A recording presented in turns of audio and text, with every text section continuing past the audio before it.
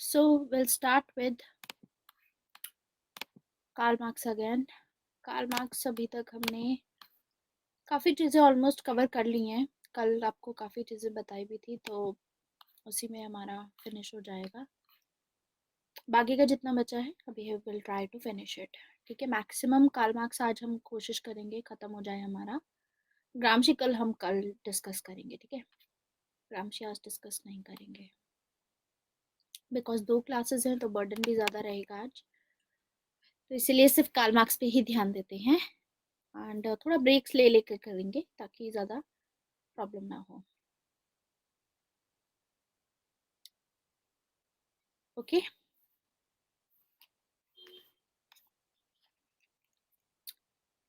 सो अभी तक हमने हेगल कंप्लीट किया। हमने देखा कि हेगल को क्रिटिसाइज करने के लिए कार्ल मार्क्स ये सभी चीज़ें हिस्टोरिकल मटेरियलिज्म, डायलेक्टिकल मटेरियलिज्म की बात करेंगे। एंड हिस्टोरिकल मटेरियलिज्म हमने समझ लिया, डायलेक्टिकल मटेरियलिज्म हमने समझा। अब हम देखते हैं मार्क्स की मेथडोलॉजी क्या है।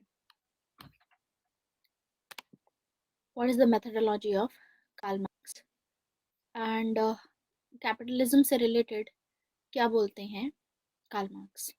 ठीक है, एंड वैसे कैपिटलिज्म से रिलेटेड तो काफ़ी इजी है। देखो, मैंने आपको ऑलमोस्ट सभी आइडियाज़ बता दिए हैं। लेनिन का आइडिया भी मैंने आपको बता ही दिया था। फ्यूडलिज्म और ये सभी स्टेजेस ऑफ हिस्ट्री मैंने अभी थोड़ी देर पहले डिस्कस की थी। तो जो स्टेजेस ऑफ हिस्ट्री मैंने डिस्कस की थी वो इसी में आ जाएगा, इस टॉपिक में आ जाएगा। यानी हमारा हिस्टोरिकल मटेरियलिज्म खत्म हो चुका है, डायलेक्टिकल मटेरियलिज्म हमारा खत्म हो चुका है। कॉन्सेप्ट ऑफ क्लास तो मैंने कल आपको बता ही दिया था, और क्लास स्ट्रगल भी मैंने आपको कल बता दिया था। अभी फ़िलहाल क्लास स्ट्रगल भी बताया था कि हिस्ट्री में किस तरीके से क्लास स्ट्रगल रहता है। कैसे कि पहले प्री हिस्टोरिक पीरियड था, फिर उसके बाद में हमने देखा प्रिमिटिव, प्री हिस्टोरिक को बोलते हैं हम primitive communism.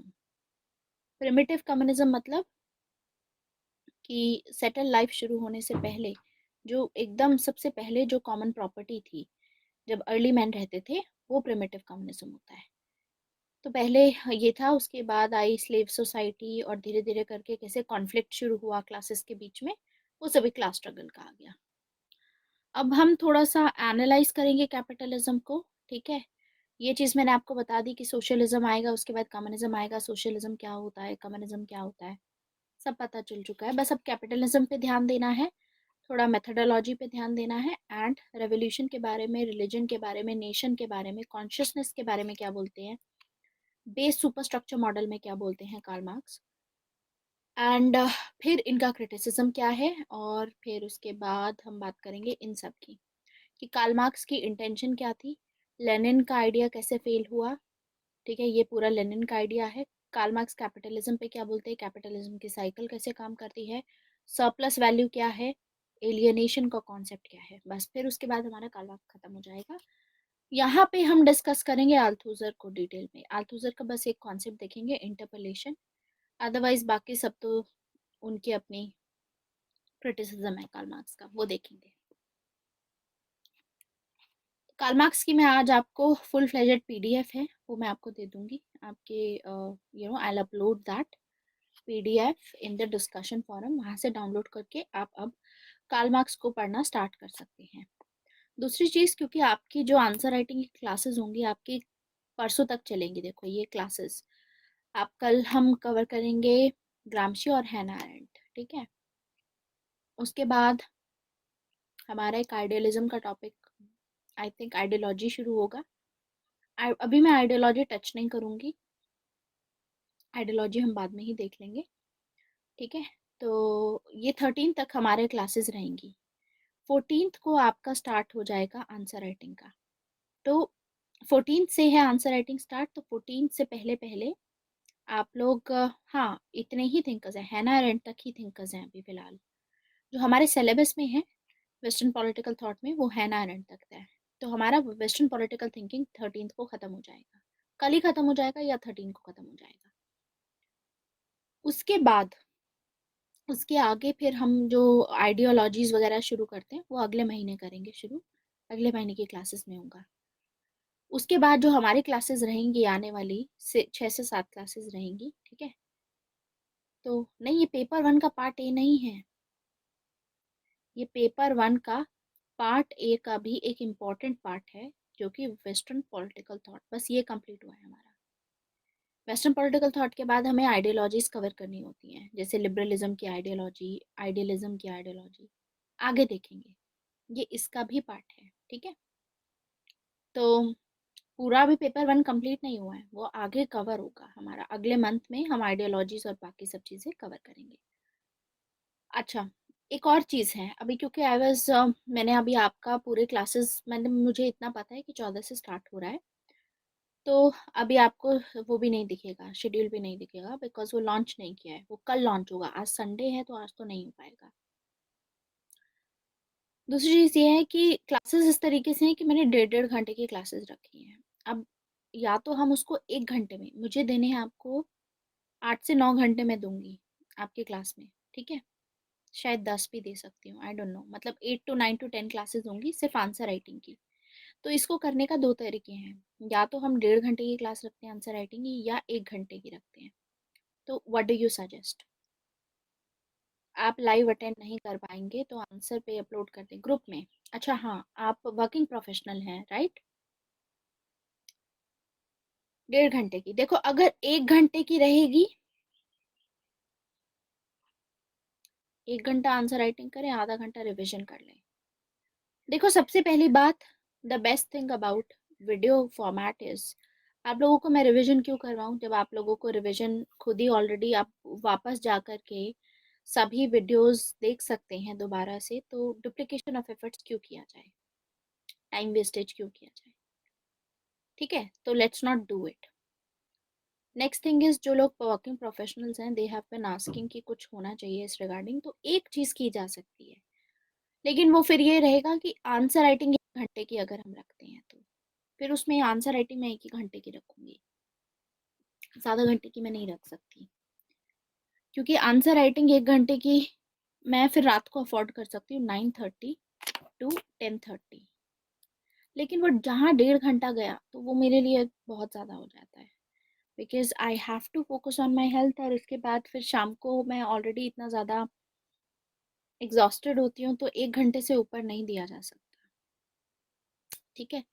Can this session be shifted to 16th as it is the festival day? अच्छा हाँ, 15th को रक्षाबंधन भी है, इसीलिए सब बोल रहे थे कि उस दिन छुट्टी होनी चाहिए। Yes I can do that, 16th को रख लेंगे हम, कोई इशू नहीं है। तो आपकी क्लासेस फिर तब से शुरू कर लेंगे, या तो 16 से ही शुरू करते हैं। 1 घंटे की रात को रखूंगी, रात को टाइम चलेगा for the working professional. 9:30 class अगर रही, 9:30 to 10:30, then you guys can be live right?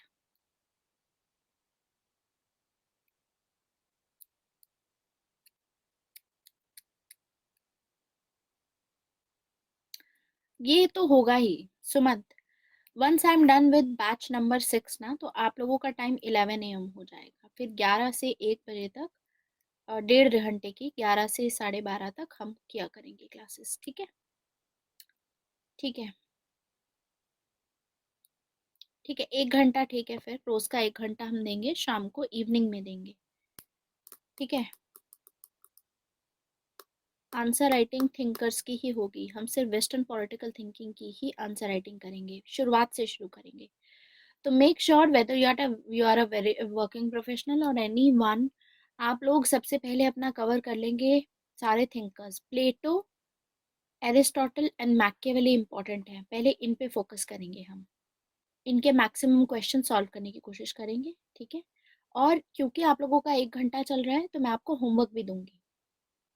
I give you 2 to 3 questions in homework, आप आंसर लिख करके लेके आइए, and I will check that, ठीक है।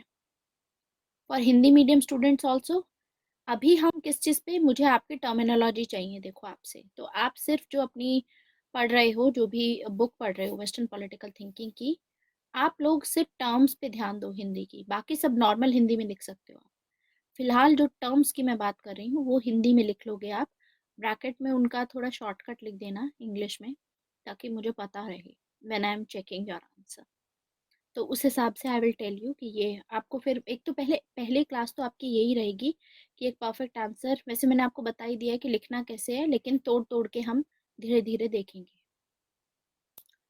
कोर्स होगा 14 से, नेक्स्ट क्लास होगी 16। हालांकि मैंने 14, 15, 16 सभी क्लासेस रखी थी, बट ठीक है 14 के बाद 16 रहेगी क्लासेस, ठीक है। After writing it will be, हाँ उसके बाद आपको ग्रुप पे अपलोड करना है।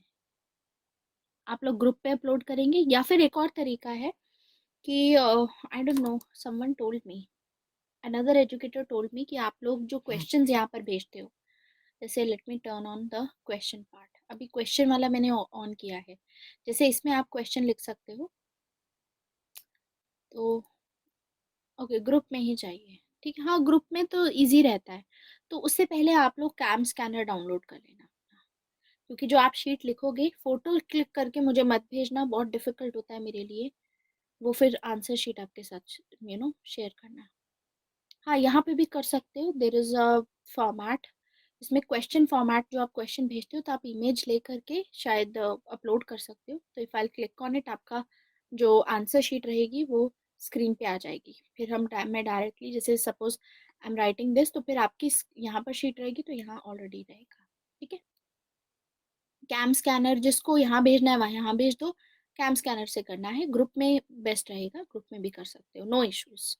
यहाँ पे रहेगा तो कम से कम बच्चों को आंसर शीट्स, आगे आने वाले जो बच्चे हैं फ्यूचर में, जैसे कि हमारे कोर्स में अगर नए बच्चे ऐड होते हैं, yes like here as you can see, like this, जैसे कि अभी दिस इज द पीडीएफ, ठीक है, ये पीडीएफ भेजी, ऐसे इसमें कुछ लिखा हुआ है, तो सेम चीज़ है, तो I check it like this, आप बस उसकी इमेज लो, ऐसे सेंड कर दो, so I check it like this. और फिर सामने क्या रहेगा कि फ्यूचर में कोई आप लोग वीडियो भी देखते हो, जैसे किसी किसी ने अच्छा आंसर लिखा है, तो वो आंसर डायरेक्ट आपकी उसमें रहेगा, वीडियो रिकॉर्डिंग्स में रहेगा, आप वहां से इन फ्यूचर उसको रिवाइज भी कर सकते हो, या वो देख सकते हो कि अच्छा आंसर किसने लिखा था और कैसे लिखा था, ठीक है। तो आई थिंक यहाँ भेजोगे तो बेटर रहेगा, मुझे भी लगता है, मतलब जैसे ये भेजा गया है तो ये इंटरैक्टिव ज़्यादा रहेगा हमारे लिए, क्योंकि वहां पे क्या होगा, मैं चेक करूंगी डायरेक्टली वहां पर अगर, तो फिर आप नहीं देख पाओगे, आप भी वहां डाउनलोड करोगे और आप देख रहे होगे इसने क्या लिखा है, लेकिन यहाँ real time I will be checking, I will be encircling it, I will be telling you कि ये पॉइंट यहाँ इंपॉर्टेंट था, इस पॉइंट को ऐसे नहीं लिखना चाहिए था, तो ज़्यादा इंटरैक्टिव रहता है, ठीक है। तो यहाँ सबको ज़्यादा अच्छे पॉइंट्स भी मिलेंगे, फ्यूचर में आप रिकॉर्डिंग्स देखते हो आपको ज़्यादा फायदा यहाँ से रहेगा, ये वाला मुझे लगता है बेटर है फिर भी, बट ठीक है जिसको जो लगे वो कर सकता है। बाकी किसी को अगर प्रॉब्लम है कि ये उसने कैसे किया तो आप उनसे पूछ सकते हैं, ठीक है। वैशाख से पूछ लीजिए आप, how he has done it. अब स्टार्ट क्लास करते हैं, हाँ चलो लेट्स स्टार्ट इट। तो आंसर राइटिंग ऐसे करेंगे, 1 घंटे की रहेगी, शाम को करेंगे, और 1 घंटे में हमारे मैक्सिमम 2 से 3 क्वेश्चन हो पाएंगे, बाकी होमवर्क मैं दिया करूँगी, तो होमवर्क भी हम कर लिया करेंगे, मतलब मैं चेक किया करूँगी आपके आंसर्स, आप बस लिख के रखिए, उसको अपलोड कर दीजिए, साथ साथ चेक करके आई विल टेल यू कि क्या कमियां थी, जिससे कि हमें ज़्यादा प्रैक्टिस करने को मिले क्वेश्चंस, क्योंकि आप लोगों का फिर फुल फ्लेजेड तरीके से जो शुरू होगा कोर्स, वो शुरू होगा सितंबर के बाद, अक्टूबर में शुरू हो जाएगा आपका फुल फ्लेजेड, मुझे लगता है अक्टूबर मिड से शुरू हो जाएगा आपका फुल फ्लेजेड, मतलब रोज क्लासेस होंगी फिर आपकी, और 11 बजे की हुआ करेंगे आपकी क्लासेस सुबह, एक्सटेंड करना है तो एक्सटेंड भी कर लिया करेंगे, so there is no problem with it. बाकी कोई और अभी तो फिलहाल तक दिसंबर तक कुछ नहीं आएगा, कोई और पॉलिटिकल साइंस का कोर्स मुझे नहीं लगता कि I am going to start after it, okay. So Marx की मेथडोलॉजी देखते हैं, मार्क्स की मेथडोलॉजी क्या है, देखिए कार्ल मार्क्स की मेथडोलॉजी है स्ट्रक्चरलिस्ट। कार्ल मार्क्स स्ट्रक्चरलिस्ट हैं, स्ट्रक्चरलिस्ट क्यों है, ये स्ट्रक्चर की बात करते हैं, ये स्ट्रक्चर की बात करते हैं कि पूरी सोसाइटी को हम स्ट्रक्चर में डिवाइड कर सकते हैं, तो ये दो स्ट्रक्चर की बात करते हैं, जिसमें अपने साइंटिफिक एनालिसिस लगा करके हिस्टोरिकल एक्ट वाला, ये बोलते हैं कि सोसाइटी किस पे डिपेंड करती है, एक्शन पे डिपेंड करती है, और एक्शन का मतलब होता है मैटर, और ये मैटर को इकोनॉमिक्स के साथ में रिलेट करते हैं इकोनॉमी, क्योंकि एक्शन तो आप यहीं पे लेते हो, कोई भी प्रोडक्शन का एक्शन है जो आप प्रोड्यूस कर रहे हो, यानी आप इकोनॉमिक एक्शन लेते हो एक, ठीक है। ये इकोनॉमी से रिलेटेड होता है प्रोडक्शन। तो यानी कार्ल मार्क्स का कहना है कि सोसाइटी को अगर आपको चेंज करना है, जैसे अभी सोसाइटी इतना एक्सप्लॉयटेशन कर रही है वर्किंग क्लास का, इस सोसाइटी को अगर आपको चेंज करना है तो आपको बेसिक स्ट्रक्चर को सोसाइटी के चेंज करना होगा। और बेसिक स्ट्रक्चर क्या है सोसाइटी का? Economic structure. तो कार्ल मार्क्स स्ट्रक्चरलिस्ट हैं, स्ट्रक्चर में डिवाइड करते हैं सोसाइटी को। इनका कहना है कि ये जो सोसाइटी है ये स्ट्रक्चर में डिवाइडेड है, ठीक है। इसका बेसिक स्ट्रक्चर क्या है? सोसाइटी का बेसिक स्ट्रक्चर है इकोनॉमिक स्ट्रक्चर। इकोनॉमिक स्ट्रक्चर इसका मतलब सोसाइटी किस पे बेस्ड है? सोसाइटी इकोनॉमिक्स पे चलती है, इकोनॉमिक्स चलाती है सोसाइटी, ठीक है। और बाकी सब जो चीजें हैं वो सुपर स्ट्रक्चर का पार्ट है। बाकी सब चीजें जैसे सोसाइटी में हमको स्कूल देखने को मिलता है, स्कूल हो गया, मीडिया हुआ, ठीक है। अपार्ट फ्रॉम दैट, स्कूल हो गया, मीडिया हो गया, देन चर्च हो गया, चर्च भी सुपर स्ट्रक्चर का पार्ट है। चर्च हो गया, फिर उसके अलावा एजुकेशनल इंस्टीट्यूशन में कॉलेजेस भी आ जाते हैं, ये भी सुपर स्ट्रक्चर का पार्ट है। फिर इसके अलावा आपका जो स्टेट आता है, जो पॉलिटिक्स आती है, जो एमपीज एमएलए जो लेजिस्लेचर आता है, पॉलिटिक्स, ये भी सुपर स्ट्रक्चर का पार्ट है। एंड ऐसे ही बाकी सब जो एलिमेंट्स होते हैं, ठीक है, मीडिया हाउसेस तो मैंने बता ही दिया आपको, ये भी सुपर स्ट्रक्चर का पार्ट होता है। मतलब everything else that you can think of वो सुपर स्ट्रक्चर का पार्ट होते हैं। रिलीजन भी आपका जो चर्च से रिलेटेड हो गया ये भी यहीं का पार्ट है। मतलब जो बेसिक सोसाइटी है किस पे बेस करती है? इकोनॉमिक्स पे बेस करती है। मतलब सोसाइटी चलाने वाली जो चीज है वो इकोनॉमिक्स है। सोसाइटी यहाँ से इसके बेसिस पे डिपेंड करती है। तो economic structure is the basic structure of the society. और ये है सुपर स्ट्रक्चर। सुपर स्ट्रक्चर का मतलब होता है कि ये जो सुपर स्ट्रक्चर है, जो बाकी चीजें ये ऊपर सुपर स्ट्रक्चर है, ये इसके ऊपर बेस्ड है। सुपर स्ट्रक्चर ऐसा नहीं है अलग से स्ट्रक्चर है। सुपर स्ट्रक्चर का जो रिफ्लेक्शन है वो हमें बेसिक स्ट्रक्चर से ही देखने को मिलता है, रिफ्लेक्शन इसका, ठीक है। यानी ये सुपर स्ट्रक्चर इकोनॉमिक से काफी इन्फ्लुएंस होता है। मतलब जो भी इकोनॉमिक स्ट्रक्चर में चल रहा होगा उससे इन्फ्लुएंस होकर के सुपर सोसाइटी में भी वैसा ही चेंज आएगा। जैसे कि हमने देखा कि पहले फ्यूडल सोसाइटी थी। जब फ्यूडल सोसाइटी थी तो इकोनॉमिक स्ट्रक्चर कैसा था? फ्यूडल था। मतलब फ्यूडल लॉर्ड्स हुआ करते थे जिनके पास जमीनें हुआ करती थी, और वो फ्यूडल लॉर्ड्स आपस में एक दूसरे के साथ में लड़ रहे थे। सभी को याद होगा मैकियावेली और थॉमस हॉब्स के टाइम पे हमने याद किया था कि मैकियावेली चर्च के अगेंस्ट में क्यों थे, चर्च के अगेंस्ट में क्यों थे, और फ्यूडलिज्म जो फ्यूडल सिस्टम था उसके अगेंस्ट में क्यों थे, ये भी हमने देखा। क्योंकि चर्च इन फ्यूडल लॉर्ड्स को सभी को इस तरीके से करती, तो चर्च की वजह से यूनिफाई नहीं हो पाया था, करप्ट थी। आपस में फ्यूडल लॉर्ड्स लड़ रहे थे उस टाइम पे। फ्यूडल लॉर्ड्स आपस में लड़ रहे थे तो कोई एक सिंगल लॉ नहीं था। जब लड़ाई होती है तो यानी सोसाइटी में तो बच्चे स्कूल नहीं जा पाएंगे, ठीक है। और चर्च यहाँ पर इंटरफेयर कर रही है तो यानी सिंपल सी बात है कि पॉलिटिक्स भी स्टेबल नहीं होगी। अब फ्यूडल लॉर्ड के बाद इसीलिए जब कैपिटलिज्म आया तो कैपिटलिज्म अपनी अलग से चीजें प्रमोट करता है। तो कैपिटल जैसे फ्यूडलिज्म था, ठीक है, फ्यूडल टाइम्स में, पुराने टाइम में क्योंकि फ्यूडलिज्म था तो जॉइंट फैमिली सिस्टम था उस टाइम पे।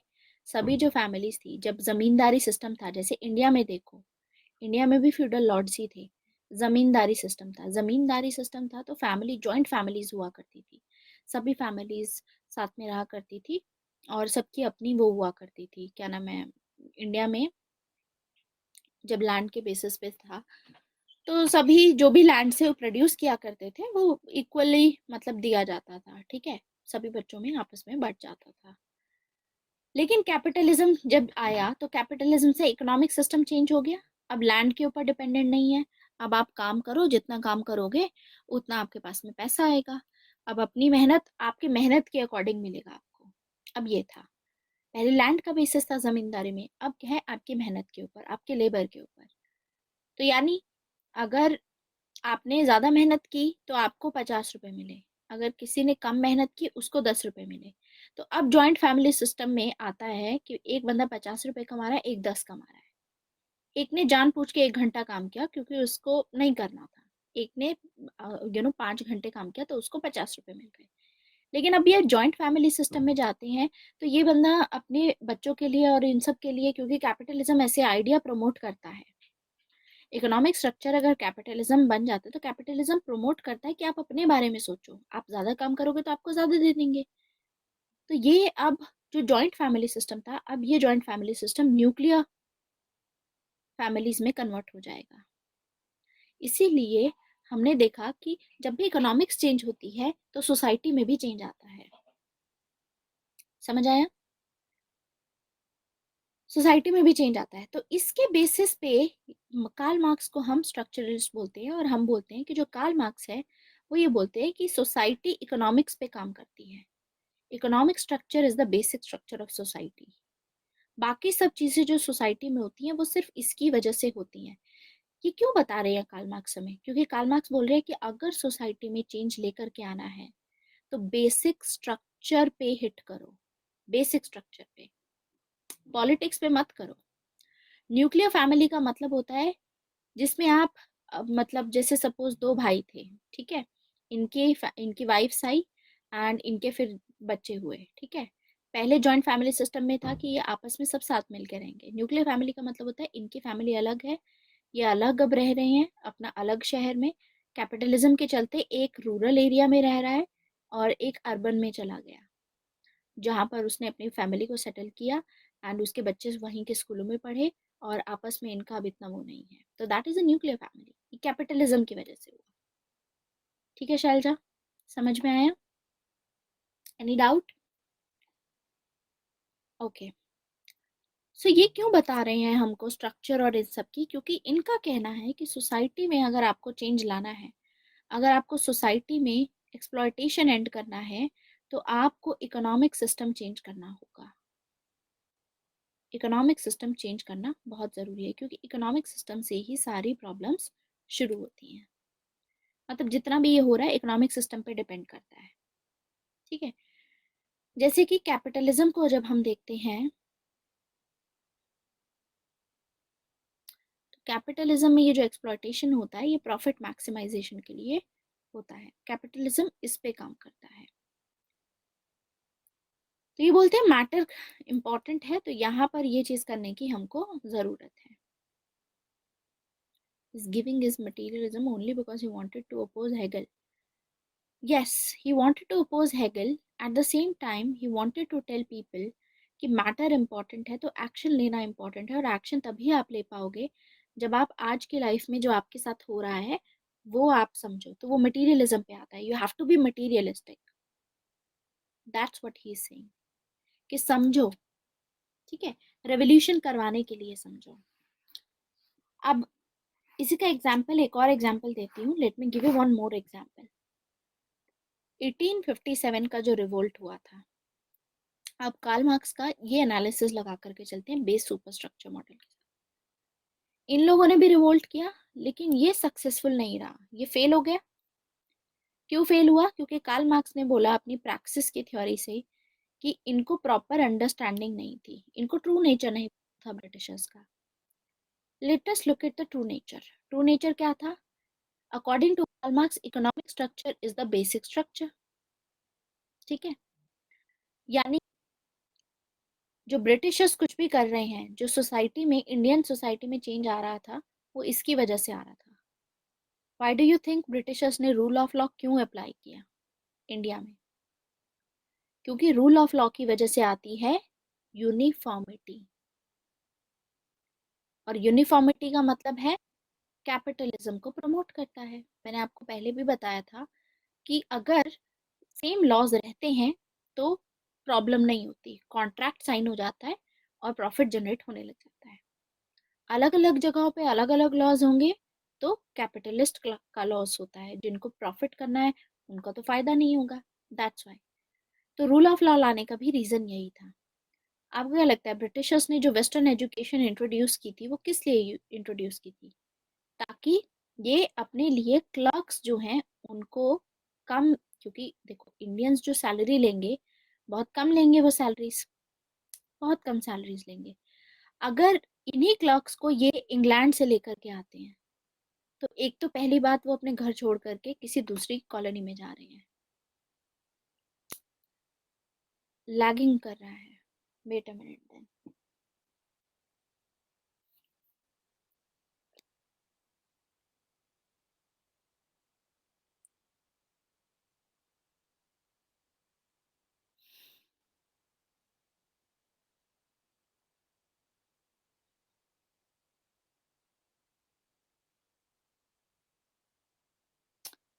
आई am going to refresh it.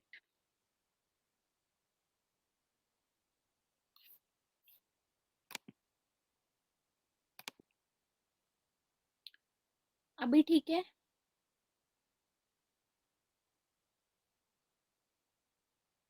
Okay. So मैं आपको बता रही थी कि देखो 1857 का जो रिवोल्ट हुआ था, 1857 का जो रिवोल्ट हुआ था वो क्यों फेल हुआ था? क्योंकि इन लोगों के पास में प्रॉपर अंडरस्टैंडिंग नहीं थी। तो according to Karl Marx, Britishers का अगर रियल रूल देखते हो आप कि प्रॉपरली अंडरस्टैंड करते हैं इकोनॉमिक स्ट्रक्चर के ऊपर डिपेंड करके, सबसे पहला था ब्रिटिशर्स ने अपना पहला रूल ऑफ लॉ इंट्रोड्यूस किया। रूल ऑफ लॉ क्यों इंट्रोड्यूस किया? यूनिफॉर्मिटी के लिए। क्योंकि यूनिफॉर्मिटी अगर आएगी तो कैपिटलिज्म का फायदा होगा, कैपिटलिस्ट का फायदा होगा। क्योंकि अलग अलग जगहों पे अलग अलग लॉज होते हैं, तो इससे कैपिटलिस्ट का नुकसान होता है, उनको ज्यादा प्रॉफिट नहीं होता। तो आपको क्या लगता है ये जो वेस्टर्न एजुकेशन फॉलो की ने, तो वेस्टर्न एजुकेशन क्यों इंट्रोड्यूस की गई? वेस्टर्न एजुकेशन ताकि ये इंडिया के जो लोग हैं वो क्लर्क्स तैयार कर सके उनको, इसीलिए आज के टाइम टाइम पे वेस्टर्न एजुकेशन जो हमारे उस टाइम पे मैकॉले कमेटी की वजह से जो भी बनाई गई थी, उसको हम रॉट लर्निंग के ऊपर बोलते हैं कि it was a lot rote learning हो रही थी इसकी वजह से। मतलब कि उसमें हमको ये नहीं बोला जाता कि अपनी सोच लगाइए एंड ऑल, बस रट्टा मारने की बात की जाती है। आज के एजुकेशन सिस्टम को बोला जाता है इस चीज़ पे कि रट्टा और ये जो क्वेश्चन आंसर्स होते हैं, अंडरस्टैंडिंग पे ज़्यादा ध्यान नहीं दिया जाता है, फालतू की चीज़ें इस तरीके से सिखाते हैं। आपको मेरी आवाज़ आ रही है?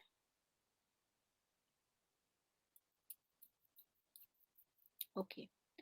तो क्लर्क्स उस टाइम पे इनको हायर कर रहे थे, इंडियंस को ही हायर करना चाहते थे, क्योंकि इनको पता था कि अगर हम इंग्लैंड से लेकर के आते हैं अपने क्लर्क्स, ठीक है, तो पहली बात तो वो अपना घर छोड़ करके एक कॉलोनी में जा रहे हैं, तो वो लोग ज़्यादा पैसा डिमांड करेंगे, तो प्रॉफिट इनका कम होगा। इसीलिए ये क्लर्क्स इंडिया से ही निकालना चाहते थे, क्योंकि ये लो वेजेस पे काम करेंगे। इंडियंस वैसे भी लो वेजेस पे काम करने के लिए रेडी थे, दैट्स वाई ये वेस्टर्न एजुकेशन इसीलिए इंट्रोड्यूस की गई उस टाइम पे। तो बहुत सारी जो चीज़ें, बहुत सारे जो आइडियाज़ आपको लगता है कि इन्होंने हमारी सोसाइटी को इम्प्रूव करने के लिए लिए, वो सोसाइटी के लिए नहीं थे, वो इस इकोनॉमिक्स के लिए थे सारे डिसीजंस, कैपिटलिज्म को और वो करने के लिए, फ़ायदा पहुंचाने के लिए अपने आप को।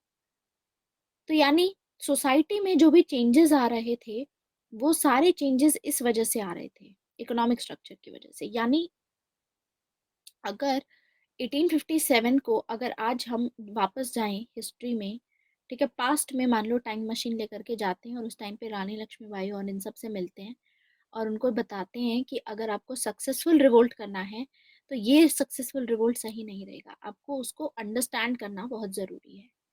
अंडरस्टैंडिंग नहीं थी इन लोगों की, इसीलिए भी फेल हुआ। क्योंकि एक तो देखो यूनिटी नहीं थी, ठीक है, कॉन्शियसनेस नहीं थी। वो अभी बताऊंगी कॉन्शियसनेस कैसे आएगी और कैसे आती है अकॉर्डिंग टू कार्ल मार्क्स। उस टाइम पे नहीं थी। तो अगर हम वापस जाएंगे तो हम उनको ये बोलेंगे कि देखो एक तो यूनिटी नहीं है। यूनिटी क्यों नहीं है? क्योंकि आप अपने उसके लिए लड़ रहे हो, ठीक है, लीडरशिप भी नहीं थी। और दूसरी चीज कि आप समझ ही नहीं रहे हो कि ये क्यों आपके ऊपर इतना कर रहे हैं अत्याचार। टेक्नोलॉजी बैकवर्डनेस भी भूल जाइए आप, वो तो चलो छोड़ो, अंडरस्टैंडिंग की बात समझते हैं। ये लोग रिवोल्ट ना करते उस टाइम पे, ये लोग उस तरीके से काम करते जैसे गांधी ने काम किया। गांधी ने धीरे धीरे करके लोगों की सोच बदली। गांधी ने जो लोगों की कॉन्शियसनेस थी ना, जो जो पहले उनको बताया कि देखो ये जो आपके साथ कर रहे हैं क्या कर रहे हैं, ठीक है, तो एक्सेप्ट, तो धीरे धीरे करके ये सब चीजें होंगी शुरू। तो गांधी भी ऐसे ही धीरे धीरे करके चेंजेस लेकर के आए। तो पॉइंट इज कि अगर आपको सोसाइटी को चेंज करना है तो आपको ये समझना होगा कि ट्रू नेचर क्या है। जैसे गांधी जब आए, गांधी ने कॉन्शियसनेस भी लेकर के आए, लेकिन साथ में गांधी ने क्या शुरू किया? Non cooperation movement. Non cooperation movement में क्या था कि हम स्वदेशी करेंगे। स्वदेशी मतलब फॉरेन गुड्स को बायकॉट करेंगे, और फॉरेन गुड्स को बायकॉट करने का मतलब है इकोनॉमिक स्ट्रक्चर पे सीधा सीधा अटैक करना। तो यानी अकॉर्डिंग टू कार्ल मार्क्स, अगर 1857 में इन लोगों ने ये चीज समझी होती अच्छे से कि ब्रिटिश जो है उनका ट्रू नेचर क्या है, कैपिटलिज्म है, economic structure is the basic structure, तो ये लोग समझते उस टाइम पे। क्या समझते कि इकोनॉमिक स्ट्रक्चर यहाँ लड़ाई करने की जरूरत है। तभी 1905 में सबसे पहले किसने बात की थी इस चीज की? इसको बात करने वाले थे औरोबिंदो घोष। औरोबिंदो घोष जो कि एक्सट्रीमिस्ट हैं। इन्होंने कहा था अपनी नेशनलिज्म की थ्योरी में, इन्होंने पैसिव रेजिस्टेंस की बात की थी। पैसिव रेजिस्टेंस मतलब डायरेक्ट रेजिस्टेंस मत करो। ये जो दिख रहा है आपको 1857 में हो रहा है, ये डायरेक्ट रेजिस्टेंस था।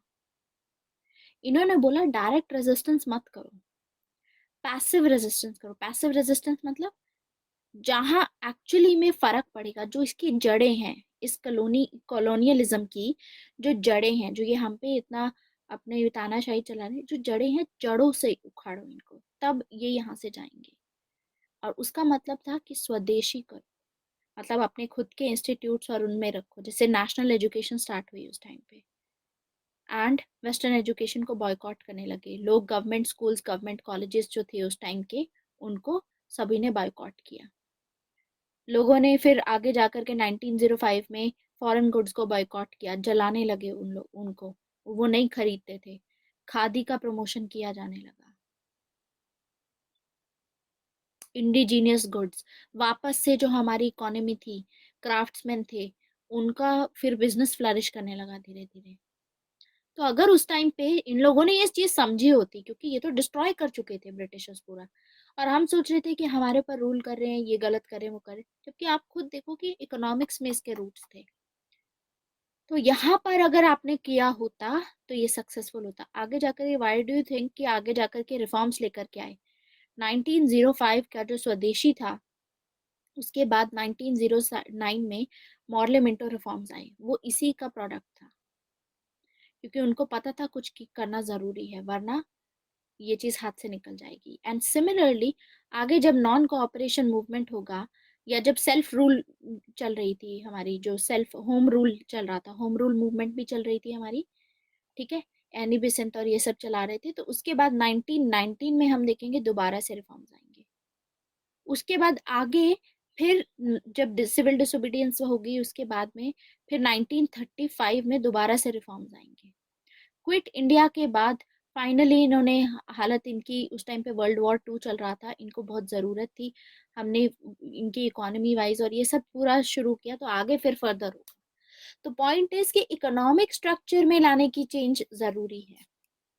तो ये कहना था, ये बताने की कोशिश कर रहे हैं कार्ल मार्क्स कि इकोनॉमिक स्ट्रक्चर बेसिक स्ट्रक्चर क्यों है। क्योंकि अगर आपको रेवोल्यूशन लेकर के आना है तो आप रेवोल्यूशन लाइए, यहाँ हिट कीजिए, इकोनॉमिक स्ट्रक्चर पे हिट करो, तब खत्म होगा एक्सप्लॉयटेशन। तब जो ऊपर सोसाइटी दिख रही है आपको, यहाँ चेंज आएगा। जबकि 1857 में क्या किया इन लोगों ने? 1857 में असली लड़ाई कहाँ लड़ी गई? ये है बेसिक हमारा इकोनॉमिक स्ट्रक्चर, यहाँ तो इन्होंने हाथ ही नहीं लगाया। ये है सुपर स्ट्रक्चर जो कि इसकी रिफ्लेक्शन थी, क्योंकि जड़ तो ये है मेन, लेकिन रिफ्लेक्शन कहाँ दिखती है हमको, इसका प्रतिबिंब कहाँ दिखता है? यहाँ।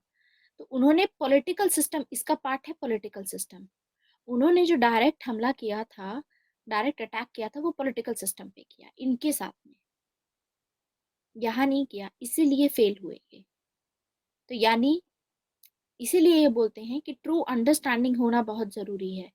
पहले अच्छे से समझो कि हो क्या रहा है, उसके बेसिस पे सोच समझ के फिर कोई डिसीजन लो, फिर कोई एक्शन लो। और वैसे भी इंडिया, आपको पता होगा, इंडिया वॉज अ सोने की चिड़िया एट दैट टाइम। इंडिया के अगर 1820s में अगर आप देखोगे इकोनॉमी, उस टाइम की भी देखोगे अगर, तो शशि थरूर ने अपनी पैक्स इंडिका बुक में ये लिखा है कि उस टाइम पे इंडिया की जो जीडीपी थी, वर्ल्ड की जीडीपी के मुकाबले अगर आप देखोगे 25%, कुछ ऐसा आई रिमेम्बर, इस हिसाब से जीडीपी थी, क्योंकि इंडिया मैन्युफैक्चरिंग हब था। मैन्युफैक्चरिंग मैन्युफैक्चरिंग हब था। इंडिया सेल्फ सफिशिएंट थी इंडिया में, और ये भी था एक्सपोर्ट्स बहुत होते थे, इंडिया से एक्सपोर्ट्स ही होते थे। इंडिया एक ऐसी जगह थी जहां पर सभी जगह का जो गोल्ड था, जो सिल्वर था, वो सिंक होता था। सिंक मतलब एक बार चला गया तो वहां डूब गया, मतलब इंडिया में ही रहेगा, वापस नहीं, बाहर नहीं निकलेगा, क्योंकि इंडिया तो इम्पोर्ट करता ही नहीं था, इंडिया एक्सपोर्ट करता। तो ये चीजें हुई हैं। कुछ गलती देखो हमारी भी है, कुछ गलती ब्रिटिशर्स की भी होगी, ये सब चीजें होंगी। ऐसा नहीं है कि सारी हम पे ब्लेम कर दे। अब कोई नई टेक्नोलॉजी आई है तो हमको भी तो करना चाहिए ना, वो अडॉप्ट। अडॉप्ट नहीं करोगे तो आप नहीं कर पाओगे। आज के टाइम पे इसीलिए बोला जाता है जो फोर्थ इंडस्ट्रियल रेवोल्यूशन आएगी, आर्टिफिशियल इंटेलिजेंस में, जो साइंस एंड टेक्नोलॉजी में जो कंट्री अब आज के टाइम पे आगे रहेगी, वही कंट्री अगली सुपर पावर बनेगी। इसीलिए भी आप आजकल देख रहे होंगे कि मोदी गवर्नमेंट क्या कर रही है, ज्यादा से ज्यादा मतलब इस पे science and technology, Atal innovation mission और इन सब चीजों पे ध्यान दिए जा रहा है। साइंस एंड टेक में इतना प्रमोशन क्यों हो रहा है कि ये होना चाहिए स्कूल्स में, अटल और ये सब करके बहुत कुछ चल रहा है आज के टाइम पे। सो इकोनॉमिक स्ट्रक्चर पे करने की जरूरत है। Space, nuclear energy, artificial intelligence, इसमें सब चल रहा है। तो दिस इज वाई इनकी मेथोडोलॉजी क्या है, ये है स्ट्रक्चरलिस्ट। और ये बोलते हैं कि जो बेसिक स्ट्रक्चर होता है वो इकोनॉमिक्स होता है, और जो ये ऊपर है ये सुपर स्ट्रक्चर है, बाकी सब इसी का पार्ट है, सोसाइटी, पॉलिटिक्स, सब इसी का पार्ट है। तो हमको असली अगर चेंज लेकर के आना है यहाँ पर सोसाइटी में, तो हमको यहाँ लड़ाई करनी होगी। यानी अब जो वर्कर्स हैं वो रिवोल्ट करेंगे, तो इकोनॉमिक्स का मतलब होता है वो लैंड अपने हाथों में ले लेंगे, जो कैपिटल ऑफ प्रोडक्शन है सब अपने हाथों में ले लेंगे, कैपिटल वगैरह, ये हाथ में ले लिया। तो ये अब अगर आ गया तो अब सोसाइटी अपने आप यहाँ चेंज आ जाएगा, क्योंकि इकोनॉमिक्स हाथ में लेनी है अपनी।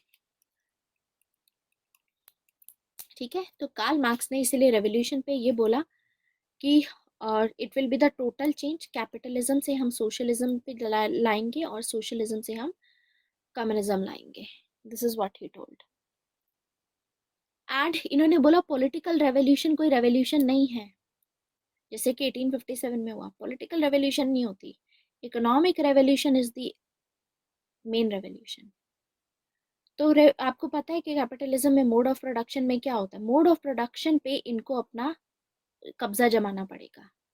अगर working class mode of production पे कब्जा जमा लेती है तो बस सब सही हो जाएगा, फिर एक्सप्लॉयटेशन खत्म किया जा सकता है। मोड ऑफ प्रोडक्शन में दो चीजें होती हैं, एक होती है मीन्स और एक होता है फोर्सेस। फोर्सेस में तो आज के टाइम पे टेक्नोलॉजी आ जाएगी। मीन्स ऑफ प्रोडक्शन पे लैंड, लैंड हथिया लो, लेबर आपके पास में है ही, ठीक है, और कैपिटल उनके पास में से ले लो, ये चीज ले ली टेक्नोलॉजी के साथ में। तो अब सारी चीजें आपके हाथ में है। अब आप गवर्नमेंट, अब जो गवर्नमेंट बनेगी वो आपकी अपनी बनेगी। तो यानी अब जो पहले जो डिक्टेटरशिप थी वो माइनॉरिटी क्लास की थी, माइनॉरिटी यानी बुर्जुआजी क्लास, कम उसमें है, तो माइनर है, माइनर मतलब माइनॉरिटी। मेजोरिटी होती है मैक्सिमम पीपल की। तो अब मेजोरिटी आ जाएगी, तो अब डिक्टेटरशिप होगी मेजोरिटी की। तो डिक्टेटरशिप होगी और रेवोल्यूशन होगा और सोशलिज्म आ जाएगा, फिर पीसफुल चेंज होगा कम्युनिज्म में और सब खुश रहेंगे। ये कहना था कार्ल मार्क्स का।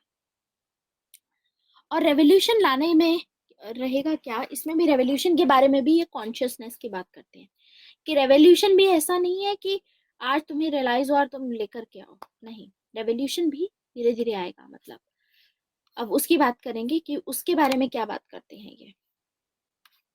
अभी तक जितना समझाया वो समझ में आया? Any doubt? तो ये था बेस और सुपर स्ट्रक्चर मॉडल। इसको हम बेस सुपर स्ट्रक्चर मॉडल बोलते हैं। We call it as base super structure model. तो इंडियन कॉन्टेक्स्ट में भी ऐसे ही हुआ। देखो, अगर कार्ल मार्क्स को लगाते हैं तो यही रीजन था कि इंडिया में भी चेंज, आज भी के टाइम पे भी बेसिक स्ट्रक्चर अगर आप देखोगे, आज भी इंडिया में इतनी एक्सप्लॉयटेशन क्यों हो रही है। Wait, I am just coming.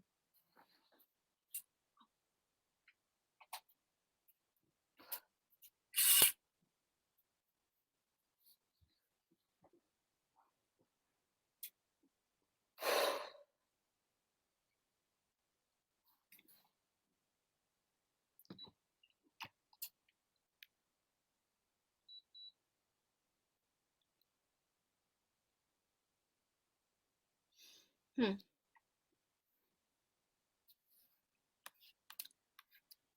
तो आज भी इंडिया में आप खुद सोचो कि इतनी एक्सप्लॉयटेशन क्यों है। अगर मार्क्सिस्ट पॉइंट ऑफ व्यू से देखोगे तो इंडिया में कोई रेवोल्यूशन नहीं आया है।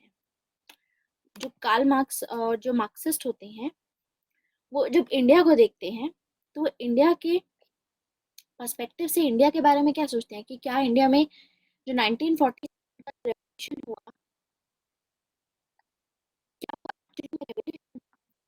मार्क्सिस्ट पॉइंट ऑफ व्यू से रेवोल्यूशन नहीं था। क्योंकि पहले ब्रिटिशर्स थे जिनके हाथ में पावर थी। ये पावर ट्रांसफर हुई है एलिट्स के पास। एलिट्स मतलब जो लोग बुर्जुआजी क्लास के पार्ट थे, इंडियन बुर्जुआजी। तो यानी ब्रिटिश बुर्जुआजी क्लास से इंडियन बुर्जुआजी क्लास के पास में पावर आई है। पावर लोगों के पास में थोड़ी ना आई, मासेस का एम्पावरमेंट नहीं हुआ। इसीलिए इसको ये ट्रू रेवोल्यूशन नहीं मानते। इंडियन इंडिपेंडेंस मूवमेंट जो बोलते हैं हम, उसको ट्रू रेवोल्यूशन ये लोग नहीं मानते। मासेस के पास में पावर नहीं है, आज भी लोगों के पास में इनकी एक्सप्लॉयटेशन हो रही है, इसीलिए हो रही है।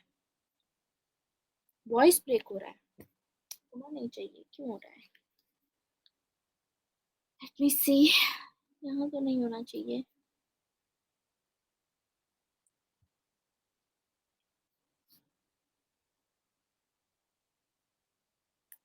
वेट अ मिनट,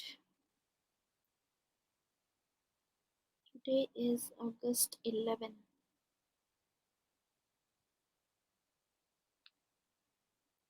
लैगिंग हो रही है ना?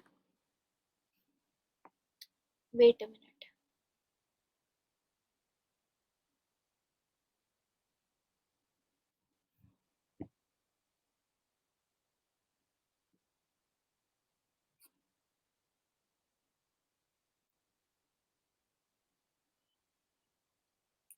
एक मिनट, मैं रिफ्रेश करती हूँ, शायद कोई प्रॉब्लम ना हो।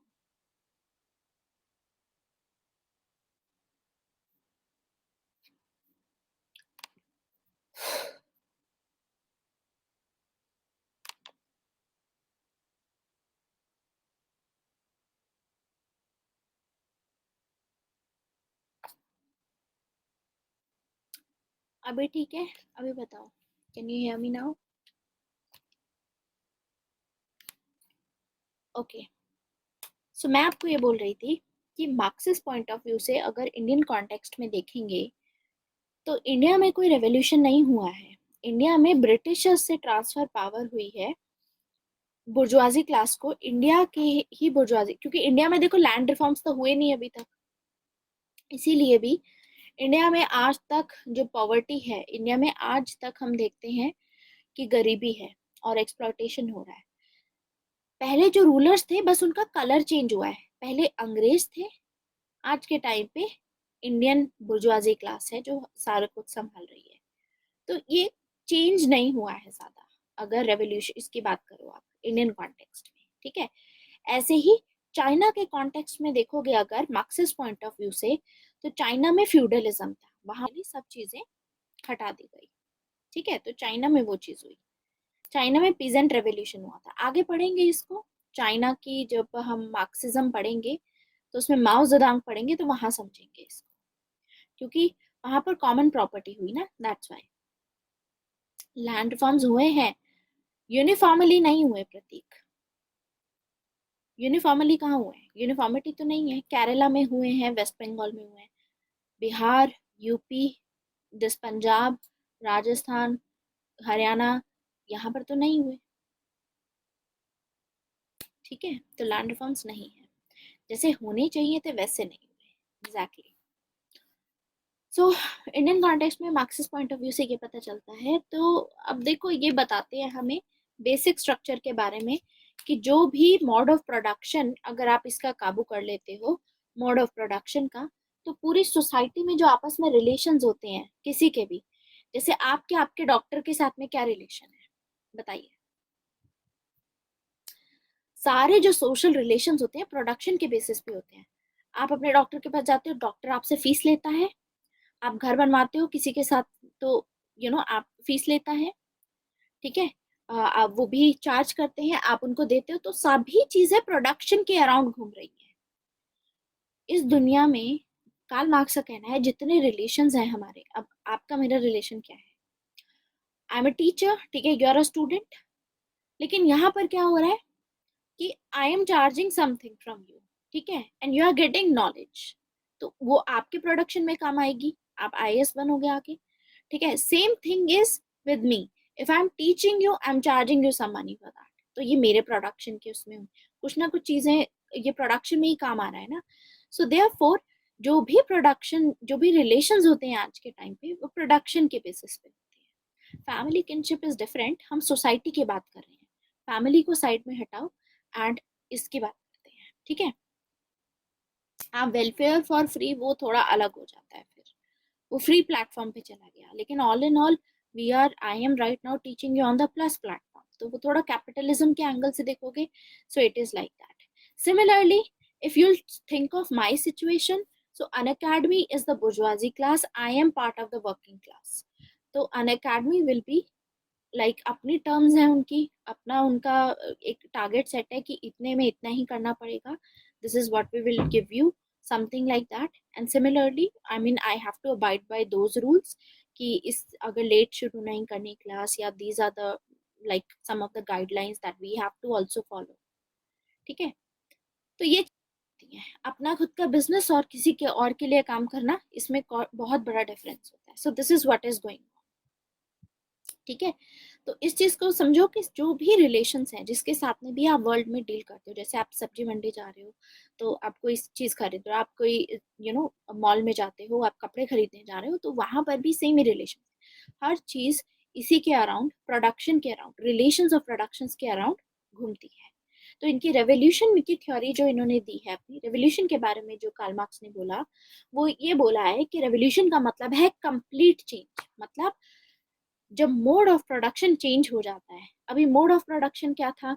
लैंड, लेबर और कैपिटल, ये जो चीजें थी। ठीक है, तो इसमें डिस्ट्रीब्यूशन क्या हो रहा था कि सारा प्रॉफिट कैपिटलिस्ट के पास में जाएगा। अब सोशलिज्म आ गया तो चेंज आ गया, मतलब क्योंकि अब मोड ऑफ जो डिस्ट्रीब्यूशन होगा, प्रोड्यूस जैसे भी किया, सबने मिलकर प्रोड्यूस किया, तो बटेगा भी सभी में, सोशलिज्म आएगा, मतलब सरकार बताएगी ठीक है कि आप ये काम कर रहे हो तो ठीक है, आपको ये दे दिया। अब कम्युनिज्म आएगा तो आप अपने मुताबिक काम करो, वो मैंने कल आपको बता ही दिया था कि कम्युनिज्म में क्या, तो सामने वाला फिर आपको ज्यादा नहीं वो कर पाएगा, मैनिपुलेट नहीं कर पाएगा। सो दिस इज द थिंग।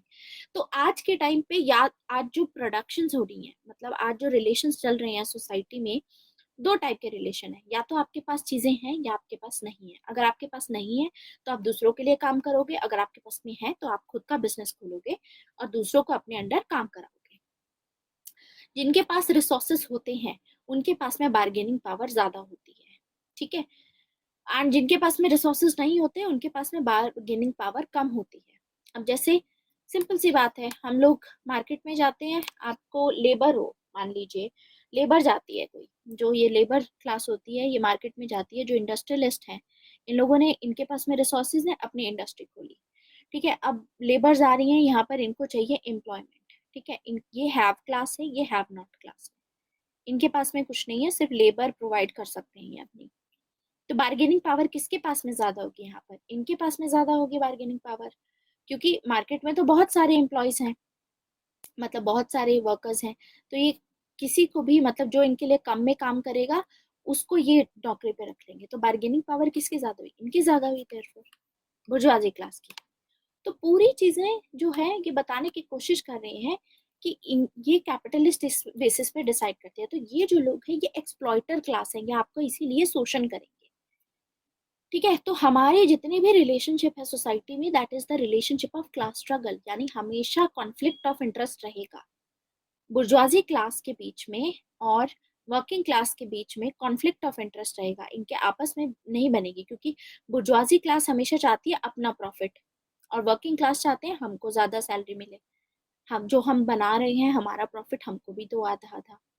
तो पॉइंट इज दिस, तो कॉन्फ्लिक्ट हमेशा रहेगा, ठीक है। तो जो आप ये सोचते हो अपनी आइडेंटिटी हम क्या लेकर के चलते हैं इन रियलिटी, जैसे हेगल ने बोला था गॉड और रिलीजन से रिलेटेड, हम अपनी आइडियोलॉजी लेकर के, अपनी अपनी सोच क्या लेकर के चलते हैं कि हमारी आइडेंटिटी क्या है, कि हम हिंदू हैं या हम मुसलमान हैं या फिर हम सिख हैं या हम क्रिश्चियन हैं, ठीक है, या हम जैन हैं या फिर हम इंडियंस हैं, ठीक है, हम अमेरिकन हैं, हम जापानीज हैं, हम चाइनीज हैं। तो ये हमारी आइडेंटिटी चल रही है, ठीक है। तो हम रिलीजन और नेशन, इन दोनों के ऊपर अपनी आइडेंटिटी चला करके चलते हैं। हम सोचते हैं कि हम तो ये हैं, इसीलिए अगर आप ये देखोगे कि आप मान लो इंडिया में हो, ठीक है, आप यूएसए में गए, तो यूएसए में आपको पाकिस्तानी भी यूएसए में है और इंडियंस भी यूएसए में है, ठीक है।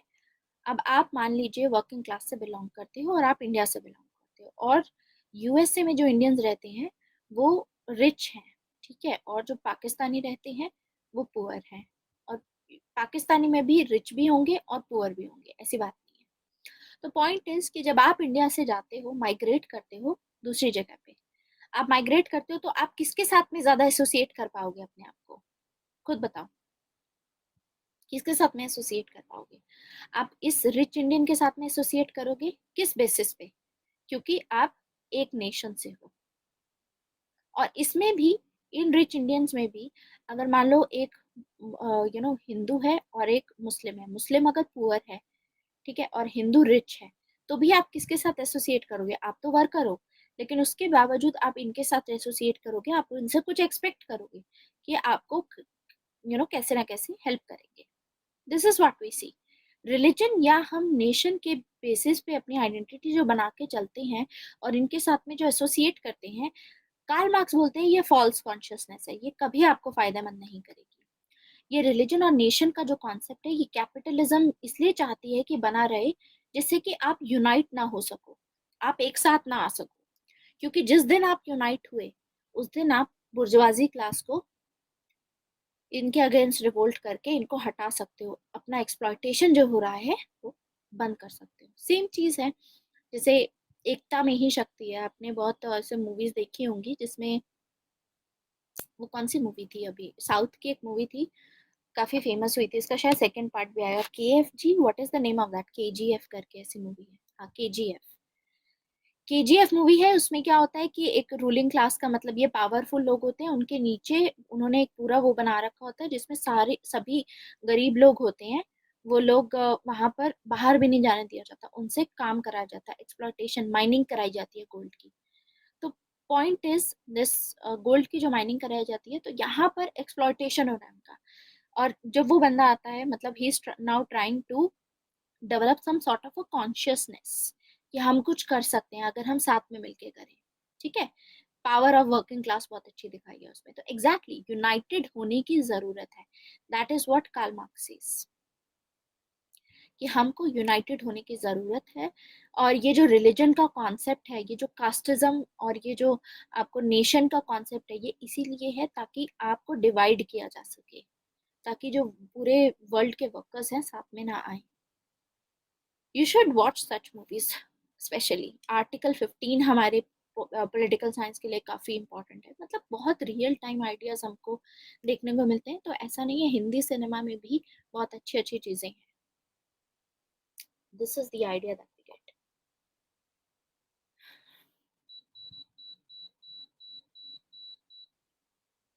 ओके, सो उसमें भी यही है, यूनाइट होने की जरूरत है। तो इनका कहना है, कार्ल मार्क्स के अगर पर्सपेक्टिव से सेम मूवी को देखें, तो कार्ल मार्क्स ये बोलते हैं कि रिलीजन और जो नेशन है ये फॉल्स कॉन्शियसनेस है। क्योंकि रिलीजन और नेशन का बस आइडिया होता है, हमने देखा तो नहीं है रिलीजन गॉड की तरह। जैसे हमने गॉड को नहीं देखा, वैसे हमने रिलीजन भी नहीं देखा है, हमने नेशन भी नहीं देखा है। ये तो सुपरफिशियली बनाई गई है। ठीक है, तो यहाँ पर हमें क्या देखने को मिलता है कि ये फॉल्स कॉन्शियसनेस है कि रिलीजन और नेशन के उसमें लगे रहोगे तो आपका एक्सप्लॉयटेशन होता ही रहेगा। क्योंकि ये सिर्फ आइडिया आपके दिमाग में डाला जाता है। तो इसीलिए rather than this, Karl Marx बोलते हैं कि मान लो एक हिंदू पुअर है और एक हिंदू रिच है, और एक मुस्लिम पुअर है और एक मुस्लिम रिच है। तो हिंदू पुअर को अपने आप को मुस्लिम पुअर के साथ में एसोसिएट करना चाहिए। इनके साथ में एसोसिएट मत करो, ये आपके लिए कभी कुछ नहीं करेंगे। तो जो पुअर क्लास है इनको यूनाइट होना है। यानी इंटरनेशनल पॉलिटिक्स में, इंटरनेशनल टर्म्स में कार्ल मार्क्स का कहना है कि जो भी वर्कर्स हैं वर्ल्ड के, सभी को यूनाइट होना होगा, साथ में आना होगा, ताकि they can get rid of all this, सारे रिसोर्सेज अपने हाथ में ले और फाइनली कम्युनिज्म एस्टेब्लिश करे और परफेक्ट हैप्पीनेस होगी, परफेक्ट सब कुछ होगा। समझ में आया ये चीज? तो रिलीजन पे इसीलिए कार्ल मार्क्स बोलते हैं कि religion is the opium of masses, इससे दूर रहो। क्योंकि आपको रेवोल्यूशन लेके आना है, आपको हो सकता है इनको मारना भी पड़े। तो जब तक मारोगे नहीं, अगर भगवान से डरते रहोगे, भगवान का फियर रखोगे, तो अपनी एक्सप्लॉयटेशन नहीं खत्म कर पाओगे। भगवान सिर्फ एक आइडिया है, किसी को नहीं पता कि भगवान एग्जिस्ट करते हैं या नहीं करते, या what ever is the force. तो इसीलिए जो कार्ल मार्क्स है वो एथिस्ट है। ठीक है, वो बोलते हैं कम्युनिज्म में ये जो रिलीजन है इसको प्रमोट नहीं किया जाता। ऐसे ही सेम चीज नेशन पे बोलते हैं वो, कि ये जो नेशन का कॉन्सेप्ट है, ये जो नेशनलिज्म का कॉन्सेप्ट है, ये भी फॉल्स कॉन्शियसनेस है। इसमें एक है बेनेडिक्ट एंडरसन, ये बोलते हैं कि नेशन का जो कॉन्सेप्ट है वो इन्वेंटेड ट्रेडिशन है। इन्वेंटेड ट्रेडिशन मतलब ये बुर्जुआजी क्लास ने इन्वेंट किया है। क्यों इन्वेंट किया है? ताकि लोगों को डिवाइड किया जा सके, ताकि ट्रू कॉन्शियसनेस ना आ सके उनके दिमाग में। क्योंकि अगर वो रिलीजन के बेसिस पे डिवाइड रहेंगे, कास्ट के बेसिस में डिवाइड रहेंगे, नेशन के बेसिस पे डिवाइड रहेंगे, तो इसी में उलझे रहेंगे। इसीलिए जब मीडिया में आप देखोगे कि रिलीजन के नाम पे कोई भी चीज ऐसे एक्सप्लॉयटेशन वाली दिखाते हैं, तो वो न्यूज ज्यादा दिन नहीं चलती। रिलीजन के नाम पे राम मंदिर कब बनेगा, और कन्वर्जन हो रहा है, ये सब हो रहा है, वो चीजें ज्यादा दिखाई जाती हैं। या इंडिया पाकिस्तान टेररिज्म, ये चीजें बार बार दिखाई जाती हैं। जम्मू एंड कश्मीर का किस्सा हो गया, चला गया, ठीक है, थोड़ा बहुत दिखा दो अगर कोई नई डेवलपमेंट होती है। Talk about the exploitation that is happening with in the country. ठीक है, लेकिन वो लोग ये चीजें नहीं दिखाते हैं। तो ट्रू कॉन्शियसनेस लाने की जरूरत है। इसीलिए कार्ल मार्क्स दो लेवल पे कॉन्शियसनेस की बात करते हैं। कॉन्शियसनेस पे पहला बोलते हैं क्लास इन इटसेल्फ, दूसरा है क्लास फॉर इटसेल्फ। तो ये बोलते हैं कि हमको यहाँ पर आना है सबसे पहले, और यहाँ से फिर यहाँ पर जाना है। अब इन दोनों का मतलब समझते हैं कि इन दोनों का मतलब क्या होता है। इसमें कार्ल मार्क्स का क्या कहना है? देखो, मैसेज जो अभी कार्ल मार्क्स क्या दे रहे हैं यहाँ पर, मैसेज ये दे रहे हैं कि असली पॉलिटिक्स जो होती है वर्ल्ड में, वो पॉलिटिक्स ऑफ क्लास होती है। रिलीजन की पॉलिटिक्स और जो नेशन की पॉलिटिक्स होती है, कि इंडिया पाकिस्तान चाइना इंडिया, ये कोई पॉलिटिक्स नहीं है। असली पॉलिटिक्स है क्लास की पॉलिटिक्स। तो वर्कर्स को ये समझना चाहिए कि इनकी रियल आइडेंटिटी ये है कि वो एक क्लास के मेंबर हैं, वो वर्किंग क्लास के मेंबर हैं। तो they should not develop false consciousness. उनके दिमाग में ये जो गलत आइडिया इनके दिमाग में डाला हुआ है कि आप इस इंडिया हो, आप इंडियन हो, इसमें प्राइड फील करो, या आप एक हिंदू हो, इसमें प्राइड फील करो। ये गलत चीज है। सभी वर्कर्स को एक साथ मिलकर के आना होगा। एक कॉमन इंटरेस्ट क्या है इनका? प्रोलिटेरियन इंटरनेशनलिज्म। सभी मतलब कंट्रीज के जितने भी वर्कर्स हैं मिल करके आए, यानी पुअर मुस्लिम, पुअर हिंदू, इनके कॉमन इंटरेस्ट हैं। एंड देयरफॉर ये बोलते हैं कि साथ में आओ और इस फॉल्स कॉन्शियसनेस से निकलो। Get out of this false consciousness और ट्रू कॉन्शियसनेस लेकर के आओ। सही चीज में अपना फोकस रखो। और ये इसीलिए हेगल को क्रिटिसाइज करते हैं ये। जब हेगल ये बोलते हैं ना कि state is the March of God on earth, तो ये तो स्टेट को गॉड के साथ में कर रहे हैं, यानी ये फॉल्स कॉन्शियसनेस डेवलप कर रहे हैं। तो हेगल के बारे में ये बोलते हैं कार्ल मार्क्स कि Hegel is standing on his head.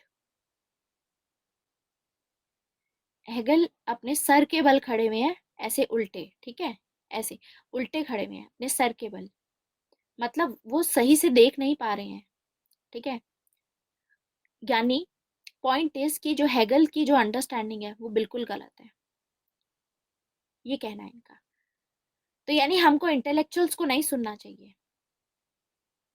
हमारी फॉल्स कॉन्शियसनेस, जब हम चर्च फादर्स को सुनते हैं, या फिर जब हम जैसे ब्राह्मण्स हो गए, जो ये जो टेम्पल्स में प्रीस्ट बैठे होते हैं, इनकी सुनते हैं, जब हम जो इतना जातिवाद और ये सब करते हैं, इनकी सुनते हैं जब हम, तो हम फॉल्स कॉन्शियसनेस में आ जाते हैं और हम अपने पाथ से भटक जाते हैं और हमारा एक्सप्लॉयटेशन होता रहता है।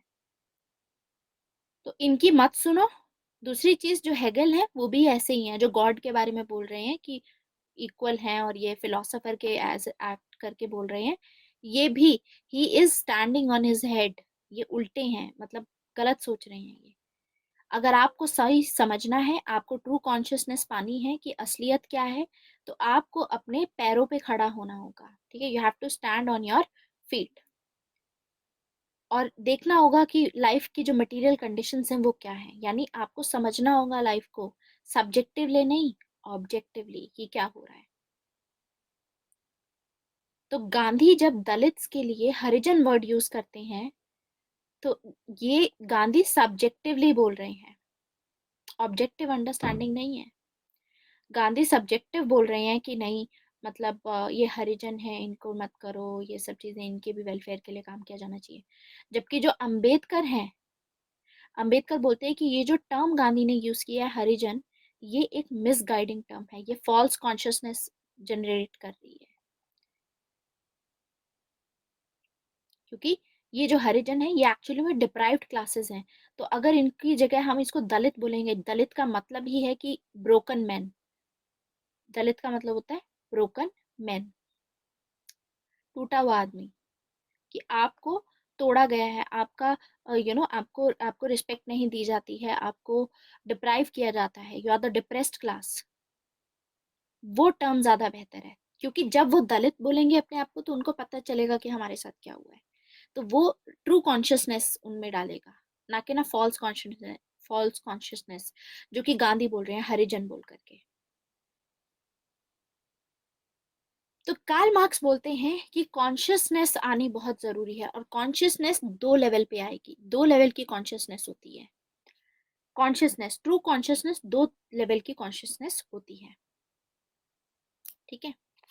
डिस्क्रिमिनेशन टाइप, हाँ, जब दलित वर्ड आप यूज करोगे तो फिर सामने वाले को पता चलेगा, मतलब क्योंकि दलित वर्ड का मतलब ही यही है, ब्रोकन मैन, तो आपको रियलाइज होगा कि डिस्क्रिमिनेशन हो रहा है। जब आपको रियलाइज होगा कि डिस्क्रिमिनेशन हो रहा है, तो आपकी कॉन्शियसनेस आपको पता चलेगी कि हम अलग हैं, सारे ह्यूमंस एक जैसे नहीं हैं। तो हरिजन बोल के तो आप उनको सब्जेक्टिविटी में डाल करके उनकी एक्सप्लॉयटेशन को हाइड कर दिया आपने, ठीक है। सो इसीलिए कार्ल मार्क्स दो लेवल की कॉन्शियसनेस की बात करते हैं। पहली है क्लास इन इटसेल्फ, दूसरी है class for itself. Class in itself, इस ये टाइप की कॉन्शियसनेस होती है लो लेवल की कॉन्शियसनेस, जब आपको ज्यादा नहीं होती, थोड़ी बहुत कॉन्शियसनेस होती है, जब आपको ये पता चलता है कि you belong to a particular class, कि आप एक पर्टिकुलर क्लास से बिलोंग करते हो। देखो, अभी क्या है, आप एक ऑर्गेनाइजेशन में जाते हो जैसे, ठीक है, आप एक ऑर्गेनाइजेशन में गए काम करने और आपको लगता है, जैसे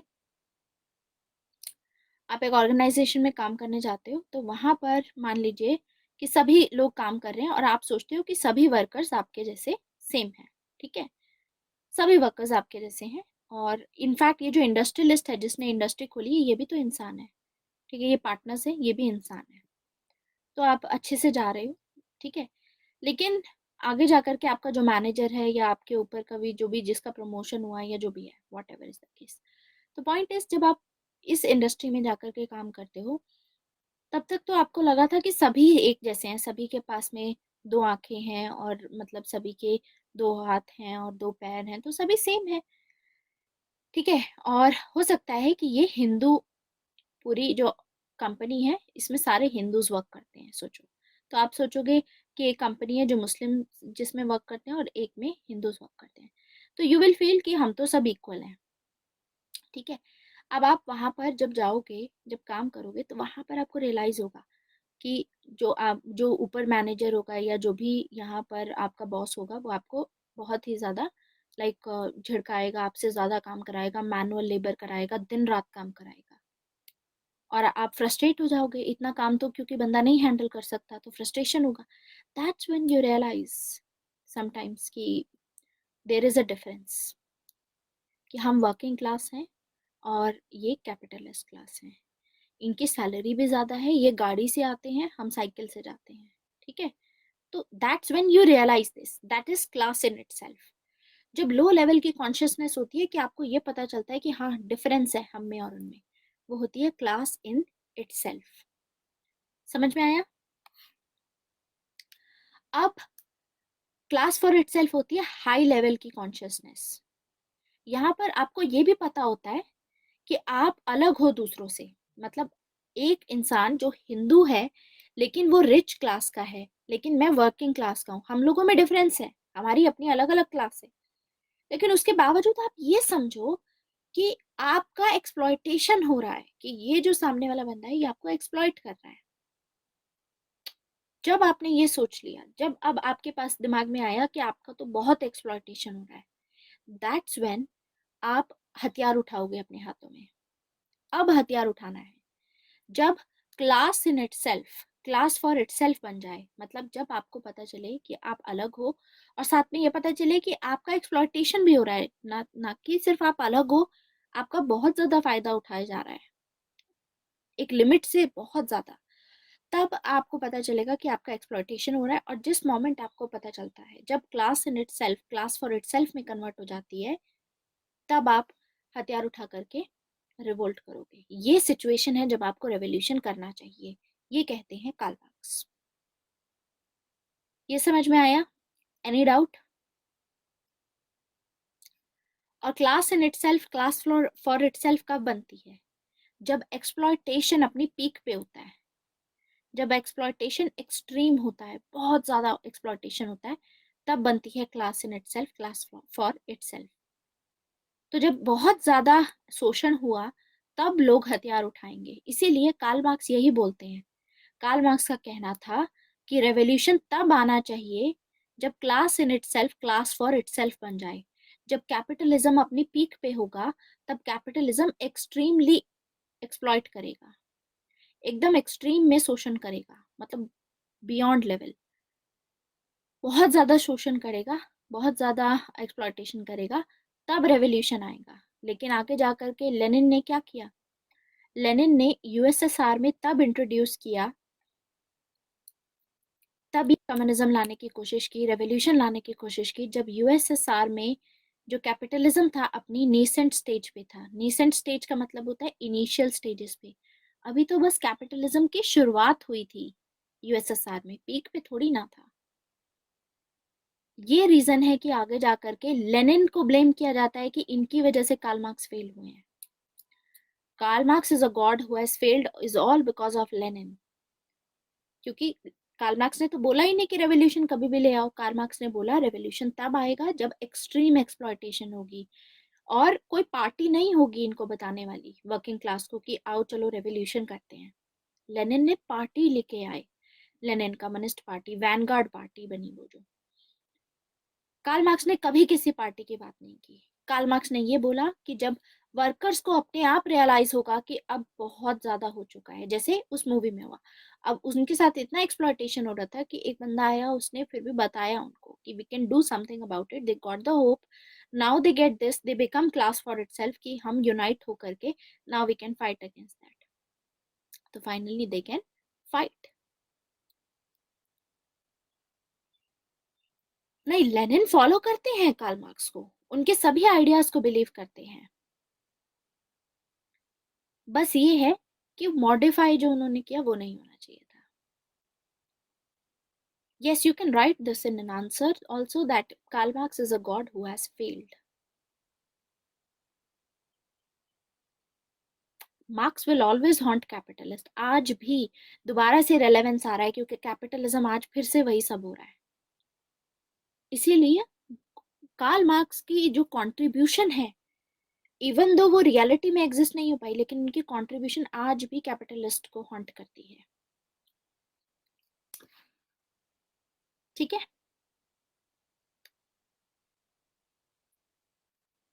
ये कहना था कार्ल मार्क्स का कि अब रेवोल्यूशन आएगा। साथ में ये भी बोलते हैं कि देखो, अब इनको क्रिटिसाइज किया गया, क्रिटिसाइज करने वाले थे max weber. Max weber sociologist हैं। सोशियोलॉजिस्ट वो लोग होते हैं जो सोसाइटी पे ज्यादा ध्यान देते हैं। तो ये बोलते हैं कि देखो, कार्ल मार्क्स ने ना हिस्ट्री को एक्सप्लेन किया, लेकिन हिस्ट्री को एक ही एंगल से एक्सप्लेन किया। इसको हम बोलते हैं इंग्लिश में mono causal explanation of history. Mono casual, mono causal मतलब हिस्ट्री को बहुत लाइटली डील किया इन्होंने। सिर्फ हिस्ट्री में इकोनॉमिक्स थोड़ी ना है, मैटर थोड़ी ना है कि उसी की वजह से सिर्फ हिस्ट्री बने। हिस्ट्री में तो दूसरे फैक्टर्स भी होते हैं, समझे? तो इसीलिए सिर्फ एक इकोनॉमिक्स को ही लेकर के, बेसिक स्ट्रक्चर इकोनॉमिक को लेकर के कि बस इकोनॉमिक्स में चेंज ला दो तो सब कुछ हो जाएगा, ऐसा नहीं है। सिर्फ इकोनॉमिक्स की वजह से सोसाइटी में चेंज नहीं आते, आइडियोलॉजी और दूसरी चीजें भी मैटर करती हैं। तो ग्रामशी ने भी यही बोला। ग्रामशी जो है वो भी स्ट्रक्चरलिस्ट है। तो ग्रामशी ने 3 लेयर स्ट्रक्चर दिया, जैसे कि कार्ल मार्क्स ने 2 लेयर स्ट्रक्चर दिया, एक इकोनॉमिक स्ट्रक्चर, उसके ऊपर सुपर स्ट्रक्चर, 2 लेयर्स है।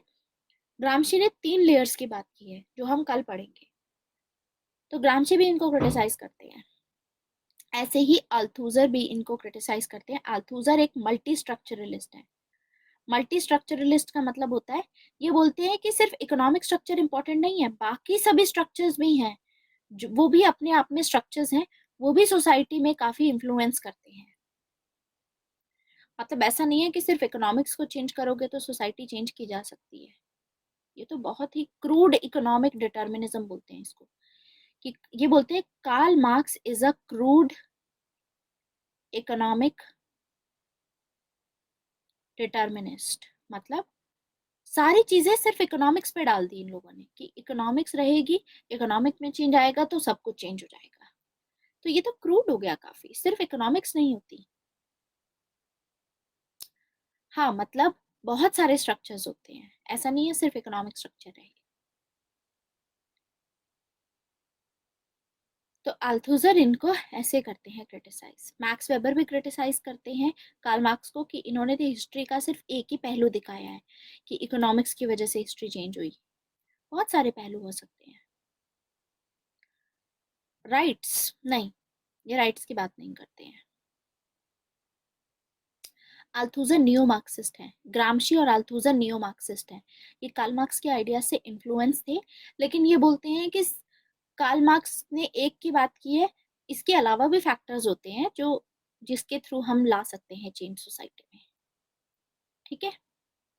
और कार्ल पॉपर के बारे में तो सबको पता ही है कि कार्ल पॉपर तो लिबरल थे ऑब्वियसली। तो कार्ल पॉपर तो बोलते ही है कि ये एनिमी ऑफ ओपन सोसाइटी है, क्योंकि इनका जो कम्युनिज्म है वो क्लोज्ड सोसाइटी है। Communism is a closed society. Communism में सेल्फ सफिशिएंसी पे ध्यान दिया जाएगा, ये ट्रेड रेड ये सब नहीं होगा, ये सब चीजें हैं। It's a close society. Gramsci Althusser Aristotle की तरह है? नहीं, ग्रामशी और अल्थुजर नियो मार्क्सिस्ट हैं। नियो मार्क्सिस्ट जो यंग मार्क्स के आइडिया से भी इन्फ्लुएंस थे, जो हल्का फुल्का मार्क्स से इन्फ्लुएंस होते हैं। और थोड़ा और दूसरी चीजें अपना खुद का मॉडिफाई करके डाल देते हैं। अब इतना भी मॉडिफिकेशन नहीं, लेकिन हाँ, ये बोलते हैं कि दूसरे फैक्टर्स भी होते हैं, तो इनको नियो मार्क्सिस्ट कैटेगरी में डाल देते हैं हम। हाँ, इम्प्रेस हैं ये इनसे, ग्रामशी और अल्थुजर, लेकिन उसमें अपने आइडियाज डालेंगे थोड़े। China is what? Political structure. China में इकोनॉमिक स्ट्रक्चर पे भी था। चाइना में जो रेवोल्यूशन लाई गई प्रतीक, इकोनॉमिक्स रेवोल्यूशन, इकोनॉमिक के बेसिस पे लाई गई। माओ जेडुंग जो रेवोल्यूशन लेके आएंगे, जो मार्क्सिज्म की थ्योरी में पढ़ेंगे हम, उसमें भी यही रहेगा। इकोनॉमिक्स, चाइना फ्यूडल सोसाइटी थी। फ्यूडल सोसाइटी जिसमें सारा कंट्रोल जो जमींदार थे उनके पास में था, तो जो उनके नीचे पीजेंट्स काम करते थे ना, तो पीजेंट्स मेजोरिटी में थे और पीजेंट्स का एक्सप्लॉयटेशन हो रहा था, और माओ जेडुंग खुद भी पीजेंट थे। तो इसीलिए वो, जैसे लेनिन ने मॉडिफाई किया, ऐसे ही ये भी मॉडिफाई करके अपने आइडियाज और रेवोल्यूशन लाने की बात करेंगे, और रेवोल्यूशन आएगा, कम्युनिस्ट रेवोल्यूशन आएगा।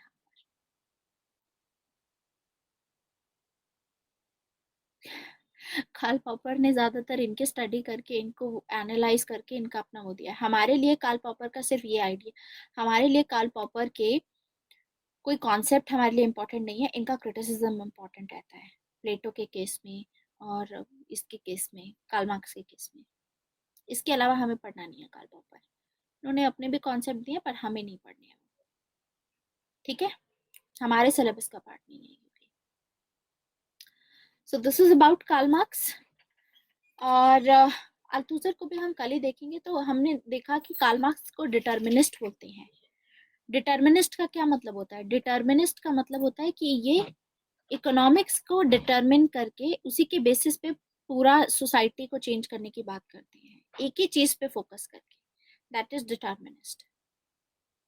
नहीं, अभी पूरा नहीं हुआ, I am still telling you. Neo Marxist, देखो बहुत सारे लोग वैसे तो नियो मार्क्सिस्ट हैं, अलग अलग स्कूल है नियो मार्क्सिज्म में, ये आइडियोलॉजी में समझेंगे, लेकिन अभी फिलहाल के लिए इतना याद रखो, नियो मार्क्सिस्ट वो लोग हैं जो कार्ल मार्क्स के आइडियाज से इन्फ्लुएंस हुए हैं। ठीक है, जिन पे कार्ल मार्क्स का इन्फ्लुएंस हुआ, लेकिन उसके बावजूद ये लोग अपना थोड़ा सा कार्ल मार्क्स को क्रिटिसाइज करके कुछ और चीजें भी ऐड करेंगे। तो इसका मतलब ये नहीं है कि लेनिन को बोल दो। न्यू मार्क्सिस्ट वो लोग हैं जो ये बोलते हैं रेवोल्यूशन लाएंगे, अच्छी बात है रेवोल्यूशन लाना, लेकिन सिर्फ इकोनॉमिक्स ही सब कुछ नहीं है, बाकी फैक्टर्स भी होते हैं। लेनिन ने बोला था कि इकोनॉमिक चेंज आएगा तो सब हो जाएगा, तो लेनिन उसी में बिलीव करते हैं। माओ जेडुंग भी इसी में बिलीव करते हैं कि इकोनॉमिक चेंज से सब कुछ हो जाएगा। लेकिन न्यू मार्क्सिस्ट वो लोग हैं जो ये बोलते हैं सिर्फ इकोनॉमिक्स नहीं, बाकी फैक्टर्स भी होते हैं हिस्ट्री को चेंज करने के लिए। आइडियोलॉजी काम करती है, कल्चर काम करता है, कल्चर की वजह से भी लोगों का शोषण होता है, एक्सप्लॉयटेशन होता है। वो देखेंगे कैसे कैपिटलिज्म कैसे बना, जो कल्चर होता है वो कैपिटलिज्म ही बनाता है। नहीं, क्रिटिसिज्म हो गया, क्रिटिसिज्म आपको लिखा हुआ वैसे भी आपके नोट्स में मिल जाएगा। मैक्स वेबर बोलते हैं कार्ल मार्क्स को लेकर के कि Karl Marx has given mono causal explanation of history. Mono causal मतलब सिर्फ हिस्ट्री को एक ही पहलू से एनालाइज किया है। ग्रामशी बोलते हैं सेम चीज ऐसे ही कार्ल मार्क्स के बारे में, कि इन्होंने सिर्फ उस पे वो किया है सारा, मतलब सारा तरमदार इन्होंने इकोनॉमिक्स पे डाल दिया। सिर्फ इकोनॉमिक्स नहीं है, दूसरे फैक्टर्स भी होते हैं जिसके थ्रू हम चेंज ला सकते हैं, क्योंकि सिर्फ इकोनॉमिक स्ट्रक्चर में चेंज लाने से रेवोल्यूशन नहीं आ पाएगा। नहीं, लेनिन, हाँ लेनिन भी डिटर्मिनिस्ट कह सकते हो आप, पर लेनिन के केस में मत जाओ, लेनिन के केस में ऐसे मत जाओ। लेनिन बस कार्ल मार्क्स के आइडिया को बिलीव करते हैं, तो डिटर्मिनिस्ट बोल सकते हो, तो वो मॉडिफाई कर देंगे। लेकिन कार्ल पॉपर ने क्या क्रिटिसिज्म किया था? कार्ल पॉपर ने बोला था कि Karl Marx is the enemy of open society, he is the enemy of open society. क्योंकि कार्ल मार्क्स ने ये बोला कि मेरी जो थ्योरी है, कार्ल पॉपर का कहना है कि कार्ल मार्क्स ने ये बोला कि जो मेरी जो थ्योरी है वो साइंटिफिक है। ठीक है, मेरी थ्योरी साइंटिफिक है, और ये चीज बोला कि मतलब मेरी थ्योरी को क्वेश्चन नहीं किया जा सकता, कोई फॉल्सिफिकेशन नहीं है, मेरी थ्योरी साइंटिफिक। वो थ्योरी साइंटिफिक हो ही नहीं सकती जिसमें सामने वाला आपको आपकी फॉल्सिफिकेशन के लिए आपको काउंटर ना कर सके। समझे? तो कार्ल पॉपर यही बोलते हैं कि इनकी जो एक्सप्लेनेशन है हिस्ट्री की, वो पॉलिटिकली मोटिवेटेड थी। ये कैपिटलिज्म को खत्म करना चाहते थे, तो ये इनका कोई मोटिव था, इसीलिए इन्होंने हिस्ट्री को ऐसे एक्सप्लेन किया है। क्योंकि कोई भी अगर सोशल साइंस में कोई भी थ्योरी होती है, साइंटिफिक थ्योरी उसको तब बोला जाता है जब it is based upon experiment. ठीक है, it is based upon experiment, तो उसका क्रिटिकल इवेल्युएशन होना चाहिए, एग्जामिनेशन होना चाहिए। साइंटिफिक थ्योरी वो होती है जो ओपन सोसाइटीज में होती है, मतलब आप freedom of speech and expression दो। ठीक है, क्लोज सोसाइटी में नहीं हो सकती, लेकिन वो तो क्लोज सोसाइटी थी। कम्युनिज्म एक क्लोज्ड सोसाइटी है, जैसे चाइना में देख लो, चाइना में क्लोज सोसाइटी है एक, freedom of speech and expression तो नहीं है ना, it's a close society, that's why.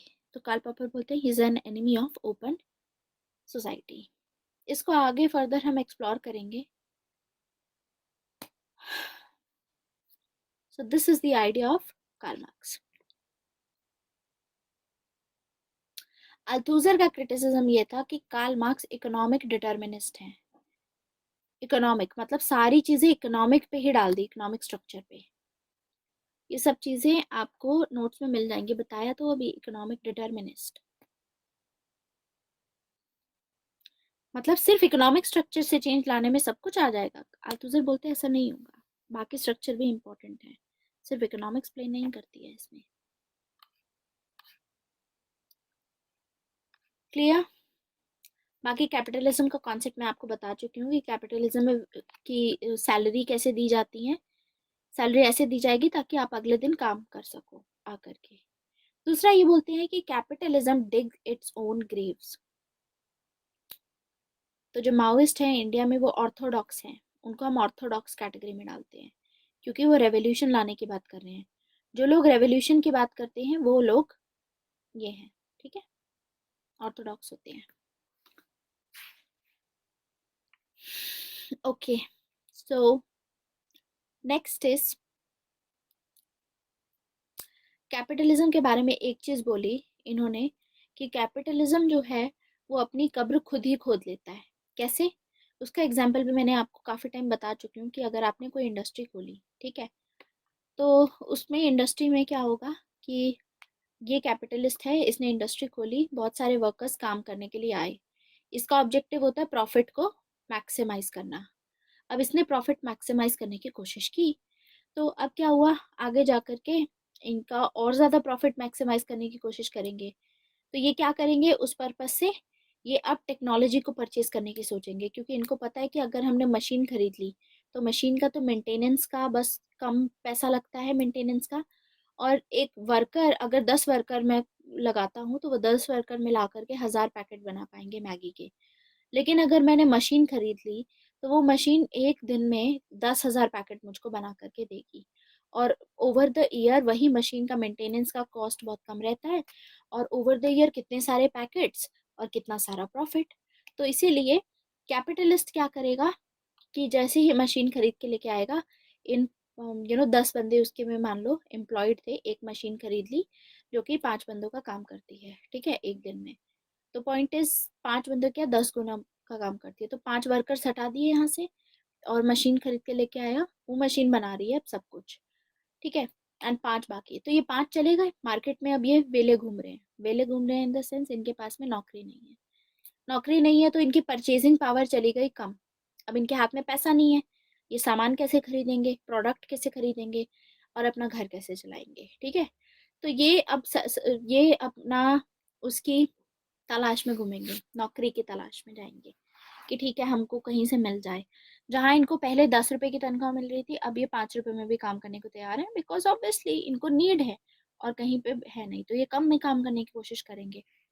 तो अब यहाँ से जो बाकी के जो होंगे, जो 10 रुपए में काम कर रहे होंगे, अब मार्केट में ज्यादा लेबर अवेलेबल है जो चाहती है कि हमें भी जॉब पे रखा जाए, तो ये जो 10 हैं इनको कम पैसों में काम करना पड़ेगा, अगर नहीं करेंगे तो इनको हटा करके दूसरों को लगा लेंगे, फिर इनकी परचेजिंग पावर। तो पॉइंट इज कि प्रॉफिट मैक्सिमाइजेशन के चक्कर में ये जो कैपिटलिस्ट है ये अपनी ही कब्र कैसे खोदेगा। ये क्या करेगा, ये वर्कर्स को हटा देगा, टेक्नोलॉजी खरीद के लेकर के आएगा, मशीन खरीद के। वर्कर्स हटा दिए तो परचेजिंग पावर इनकी कम हो गई। ये मैगी के जो पैकेट बना रहा है इन्हीं के तो बच्चे खा रहे थे, वर्कर्स के, या जो भी मेजोरिटी में होते हैं वही तो खाते हैं। ठीक है, तो इनके पास तो यानी ये पैकेट्स भी नहीं खरीद पाएंगे। अब तो ये पैकेट्स नहीं खरीद पाएंगे, इसकी सेल हो जाएगी डाउन। अब सेल डाउन चली गई तो ये फिर फर्दर दूसरे एम्प्लॉयज को भी हटा देगा कि तुम भी जाओ, क्योंकि मेरा तो प्रॉफिट आ ही नहीं रहा है, क्योंकि ये प्रॉफिट तो अपना मेंटेन करके रखेगा। तो वो भी चले गए तो अब इनकी भी परचेसिंग पावर कम चली गई, तो यानी और डाउन चला गया।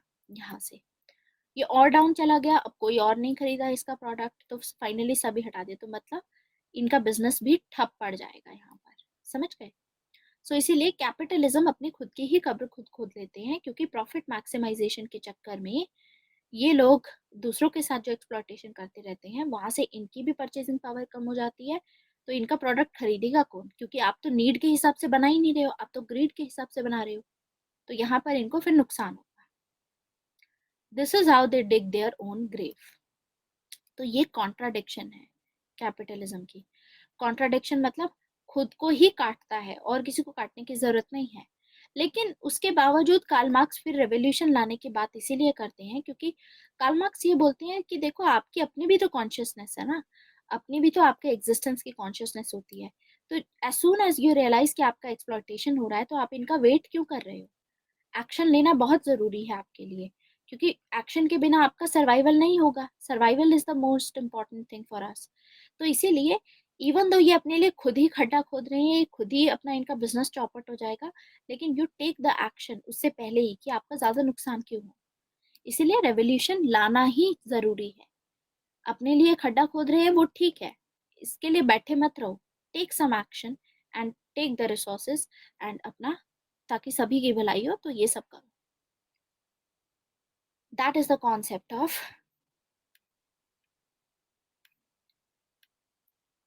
ये साइकिल है मतलब कैपिटलिज्म की। ऐसे अपने आप को ये खत्म कर लेते हैं। ठीक है, बाकी मैंने आपको बता ही दिया है कि ये लोग कितना तो पैसा ही देंगे और कितना नहीं देंगे। दूसरी चीज होती है इसमें, अल्थुजर का एक कॉन्सेप्ट आता है इंटरपलेशन का। अल्थुजर न्यू मार्क्सिस्ट है, कार्ल मार्क्स के आइडियाज से इन्फ्लुएंस थे। तो अल्थुजर कहते हैं कि हम जो सभी ह्यूमन बींग्स है ना, we all are interpellated human beings, मतलब हम इन्फ्लुएंस्ड हो रहते हैं, मतलब एक दूसरे से बहुत ही ज्यादा इन्फ्लुएंस हो जाते हैं। ठीक है, हमें बहकाया जा सकता है, मतलब इंटरपलेट किया जा सकता है, मैनिपुलेट किया जा सकता है।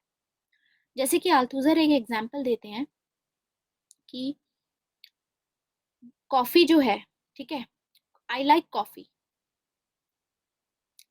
आई लाइक कॉफी, इसको नहीं पसंद है कॉफी, अल्थुजर को कॉफी नहीं पसंद है, लेकिन आई लाइक कॉफी ये इसके दिमाग में इतनी बार डाल चुके हैं, ठीक है, कि हमें कॉफी की जरूरत भी नहीं है।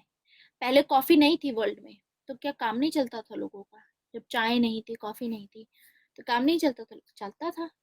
लेकिन आपके दिमाग में डाल दिया, जैसे कि आज के टाइम पे बच्चों के दिमाग में मैगी को लेकर के ये डाला जाता है कि मैगी या मैकडोनल्ड्स को लेकर के जो बर्गर्स होते हैं कि आई एम लविंग इट, और ये सब चीजें कि यम्मी एकदम टेस्टी मैगी होती है, बच्चों के दिमाग में डाल दी जाती है। आपको जरूरत नहीं है मैगी की, फिर भी आप, आज दुनिया मैगी क्यों खाती है, मैगी के पैकेट्स क्यों खरीदते हो आप लोग। रीजन ये है कि आपके दिमाग में डाला गया, आपको मैनिपुलेट किया गया है। हम सभी जो ह्यूमन बींग्स हैं इन्फ्लुएंस होते हैं, हमें मैनिपुलेट किया जा सकता है। तो इंटरपलेशन का जो कॉन्सेप्ट होता है ये बोलता है कि जो कैपिटलिज्म है ये हमको इंटरपलेट करता है। पहली चीज बोलते हैं कि 2 मिनट में मैगी बोलते हैं, जबकि 2 मिनट में बनती नहीं है, 10 मिनट लगते हैं उसको बनने के लिए। लेकिन ऐसे बोला गया कि 2 मिनट में बन जाएगी, बस 2 मिनट का काम है, बस इसीलिए लोग खरीदते भी हैं कि 2 मिनट में बन जाएगी, कुछ करना नहीं है, और खाओ और बस सो जाओ, टाइप ऑफ थिंग। तो बहुत सारे वर्किंग प्रोफेशनल जो होंगे जो अपने घर से दूर रहते हैं, आधे से ज़्यादा टाइम वो मैगी खाते हैं, ठीक है, और खुद तो कुक क्या ही करेंगे, या टिफिन मंगाते हैं, उसमें भी मन नहीं करता तो मैगी खाते हैं। हॉस्टल्स में जो बच्चे होते हैं वो ये खाते हैं। तो पॉइंट इज कि दिस इज व्हाट हैपेंस, कि आपको मैनिपुलेट किया जाता है, इंटरपलेट किया जाता है। ठीक है, तो मैगी के पैकेट हमको जरूरत नहीं है, हमको तो हमारे पास खाना है, हेल्दी खाना है, उल्टा हमारे पास हेल्दी खाना है। लेकिन हमारे को ऐसे इंटरप्रेट किया जाता है, कैपिटलिज्म हमारे दिमाग में डाल देता है कि यू लाइक दिस थिंग, जैसे कि स्टारबक्स, ओवररेटेड, ओवररेटेड। स्टारबक्स है, लोग जाते हैं वहां पे 300 रुपए की कॉफी पी करके आते हैं, ठीक है। And if you look at the test, we look at the test, और वो ये सब चीजें बहुत ही घटिया होती है। Exactly exactly. ठीक है। So what we see is कि उसके बावजूद लोग क्या है, कैपिटलिज्म के चलते what they do is they go to Starbucks, they purchase that, पीने की कोशिश करते हैं, and they take a picture of it and put on insta और maybe here and there, whatever is the case. तो हर किसी के साथ है, this is what is happening. So this is interpellation. ये क्रिटिसिज्म से related नहीं है, ये कार्ल मार्क्स के ही आइडिया से रिलेटेड है, थोड़ा सा इन्फ्लुएंस थे। तो ये बोलते हैं कि कैपिटलिज्म के कि कैसे कैपिटलिज्म हमको एक्सप्लॉइट कर रहा है, ठीक है। So this is what is happening. तो मैगी हो, मैकडोनल्ड्स हो, स्टारबक्स हो, a lot of things are there जिनकी हमें असलियत में ज़रूरत नहीं है, लेकिन हमारे दिमाग में डाल दिया over and over the time. जैसे कि इंडिया में ये भी डिबेट चलती है फेयर एंड लवली से रिलेटेड, ठीक है, कि इंडिया का जो भी आपका जो नेचुरल कलर है, you should take pride in it.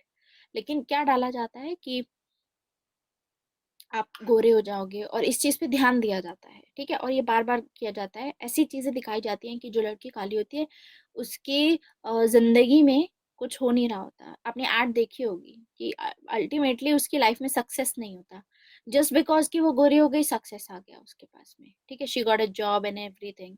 सो ये जो चीजें हैं ऐसे अफेक्ट करके, जो लोग एजुकेटेड नहीं है उनको नहीं समझ में आता इसके पीछे का concept, and what they do is they purchase those things. तो आपको पता है अर्बन एरियाज में फिर भी लोग फेयर एंड लवली नहीं खरीद रहे होंगे, रूरल एरियाज में मैक्सिमम पॉपुलेशन क्या खरीदती है, फेयर एंड लवली, मैक्सिमम। तो ये जो पूरा बिजनेस कहाँ से चल रहा है, वहां से चल रहा है। So this is what they exploit you in this way. तो ये कॉन्सेप्ट है अल्थुजर का, जिसमें ये बोलते हैं कि आज के टाइम पे जो वेस्टर्नाइजेशन है, जो वेस्टर्न कॉन्सेप्ट है, इस तरीके से हमारे दिमाग में मिक्स कर दिया है, ब्लेंड कर दिया है कि हमको पता ही नहीं है, we don't actually like it, हमें उसको जरूरत भी नहीं है, लेकिन हम पे डाल दिया कि नहीं आपको ये पसंद है, करो ये चीज, this is what you like, ठीक है। हाँ ये तो हेल्पफुल है, इसीलिए तो ये नियो मार्क्सिस्ट है, नियो मार्क्सिस्ट है, ये कैपिटलिस्ट की एक्सप्लॉइटेशन को फर्दर बता रहे हैं, ठीक है, फर्दर बता रहे हैं ये।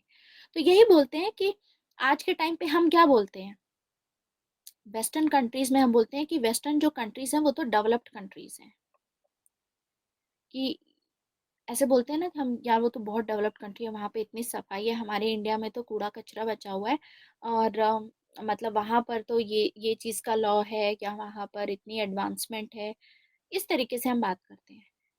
तो वेस्ट में जो अगर आप डेवलपमेंट देखोगे वो ट्रू डेवलपमेंट नहीं है।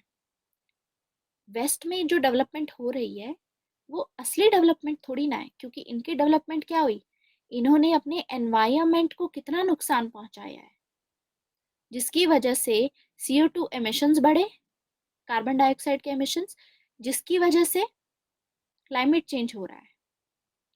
तो क्या सही मायनों में ये डेवलपमेंट है? नहीं, that is not true development, और हम इसी को चेज कर रहे हैं। India wants to become a developed country, this is what we say, हम इसी को तो चेज कर रहे हैं, वेस्ट को चेज कर रहे हैं हम।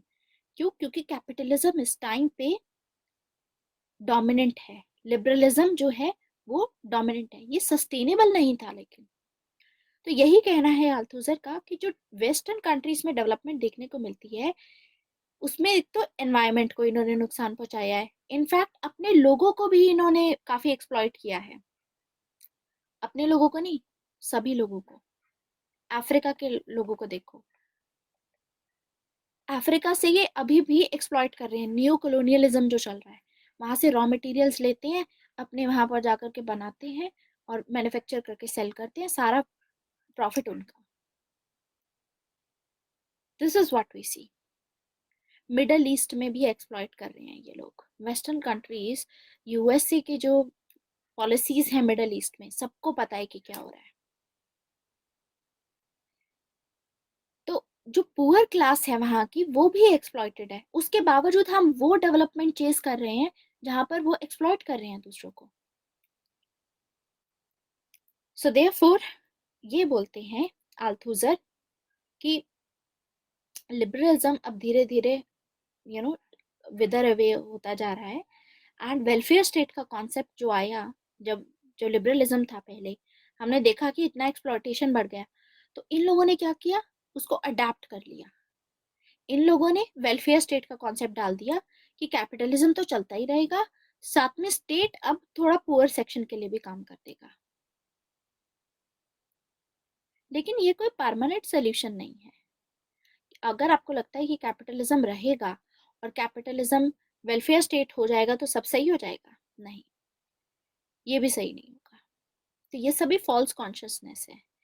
जैसे अभी यूएसए ने जो अफगानिस्तान में इतना सब किया था, तो यूएसए कभी मतलब ट्रूली उस पे बेस पे बाहर नहीं निकलेगा अफगानिस्तान से, बिकॉज ओपियम ट्रेड हो रहा है वहां पर, बिकॉज ऑफ ओपियम ट्रेड, और ये सब चीजें बहुत इंपॉर्टेंट है, इसी के बेसिस पे पूरा फाइनेंस हो रहा है और ये सब चीजें हो रही हैं।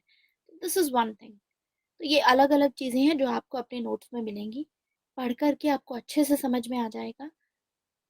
तो साफ बात आपको यही पता चलेगी कि जो भी चीजें वर्ल्ड में हो रही हैं, ये यूएसए और ये जो कैपिटलिज्म है इसके थ्रू हो रहा है पूरा। यूएसए की जो फॉरेन पॉलिसी है वो है टेररिज्म। टेररिज्म उसकी एक मेन इंस्ट्रूमेंट है यूएस की फॉरेन पॉलिसी का। क्योंकि जब अफगानिस्तान में 1979 में रशिया ने पूरा अटैक किया था, रशिया ने उस टाइम पे अफगानिस्तान ने अफगानिस्तान में यूएसए ने पाकिस्तान की हेल्प से आर्म्स एंड एमिनेशंस जो थे ये सप्लाई करने शुरू किए थे जिहादीज को।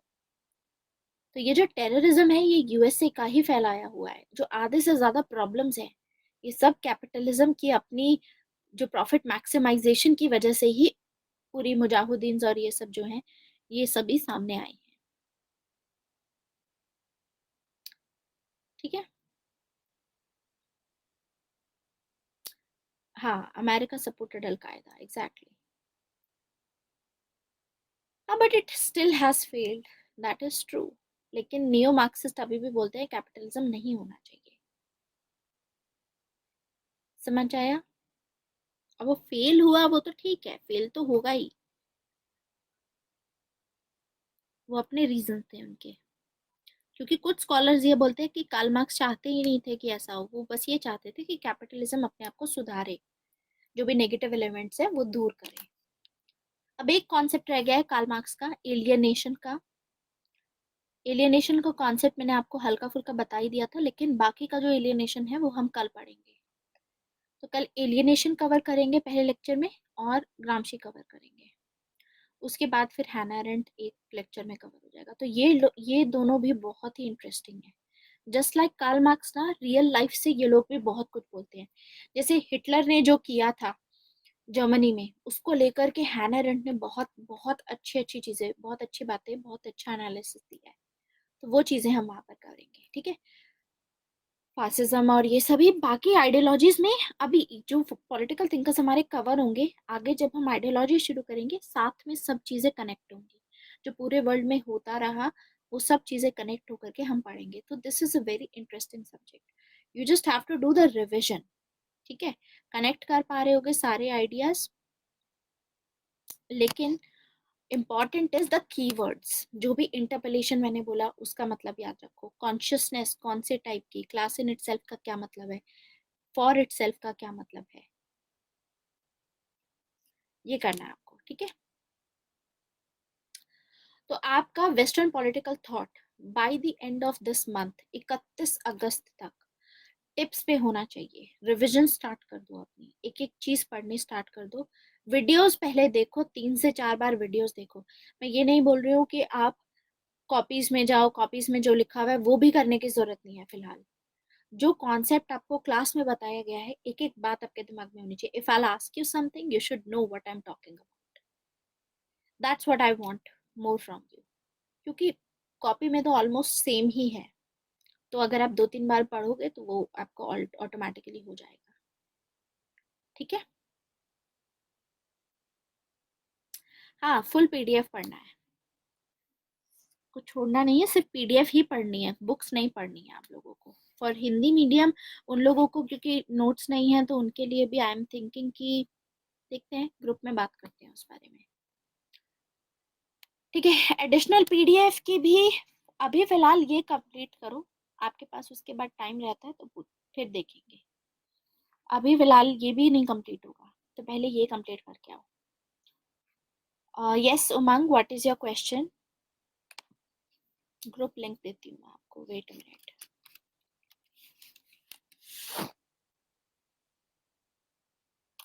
प्लेटो का विरोध किया था, फर्स्ट फासिज्म है क्या? हाँ, प्लेटो क्या फर्स्ट फासिस्ट है कि नहीं, हमने किया था ये चीज। तो हमने देखा था कि प्लेटो फर्स्ट फासिस्ट नहीं है।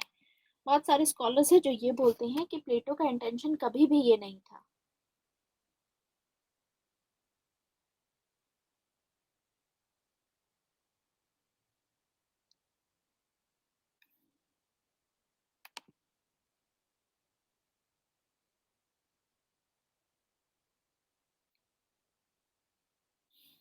Wait a minute.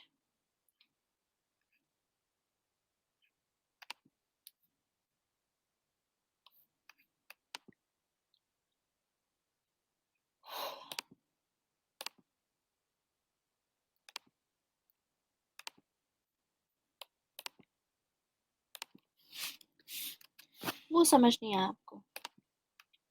अच्छा, देखो प्लेटो का, कार्ल पॉपर ने प्लेटो को क्रिटिसाइज किया था। नहीं, फर्स्ट फासिस्ट बोला था, हाँ। वो इसलिए बोला था कि देखो, सबसे पहली बात कि वो फर्स्ट फासिस्ट नहीं होंगे, उस बेसिस पे बोला था कि ये जो एब्सोल्यूट पावर दे रहे थे अपने फिलोसोफर किंग को, तो उससे अथॉरिटेरियन पूरा हुआ। ठीक है, अथॉरिटेरियन मतलब टोटलिटेरियन गवर्नमेंट आएगी, क्योंकि सभी चीजें उसके हाथ में हैं।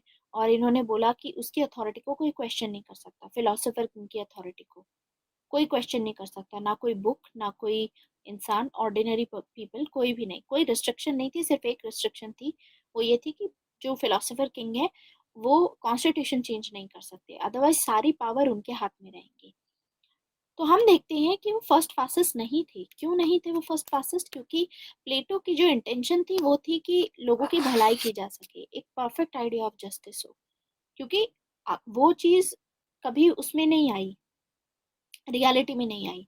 अगर आप फासिज्म देखोगे, टोटलिटेरियन रेजिम 20th सेंचुरी में आगे जाकर के हमको देखने को मिलती है। ठीक है, तो उस टाइम के और 20th सेंचुरी में जो फासिज्म एमर्ज हुआ, उसमें बहुत ही बड़ा टाइम गैप है, स्पेस का बहुत डिफरेंस है। तो ऐसा नहीं है कि जो प्लेटो है वो फासिस्ट है, प्लेटो के इंटेंशंस हमेशा से सही थी। प्लेटो चाहते थे कि सोसाइटी को एक स्टेबल सोसाइटी बनाया जाए, एक अच्छा स्टेट बनाया जाए, तो उस पर्पस से बात की थी उन्होंने। ठीक है, तो उस मामले में हम उनको फासिस्ट नहीं बोल सकते हैं, ऐसा हमने देखा था उसमें। तो हम, हाँ, फिर बहुत सारे ऐसे थिंकर्स भी थे जो ये बोलते थे कि मतलब प्लेटो को ऐसे इस लाइट में नहीं देखा जाता because of the spell of Plato, क्योंकि उनको इंटरप्रेट ऐसे किया जाता है। लेकिन हाँ, कार्ल पॉपर के इंटरप्रिटेशन के बाद ये जरूर सामने आया कि अब प्लेटो को दूसरी लाइट में देखा जाएगा। ठीक है, कहीं ना कहीं उनको देखने की जो लाइट रहेगी, पहले उनको हम हमेशा अच्छी लाइट से देखा करते थे, मतलब अच्छे पर्सपेक्टिव से देखा करते थे, अब एटलीस्ट दूसरे उससे देखेंगे। लेकिन उसके बावजूद प्लेटो की इंटेंशंस ये कभी नहीं थी। व्हाट इफ की रियलिटी में अगर जो आइडियल स्टेट उभर के आता वो अलग होता, तो जब तक रियलिटी नहीं आएगी, जैसे लेविंसन ने बोला, जब तक रियलिटी नहीं आएगी तब तक हम कुछ नहीं कर सकते।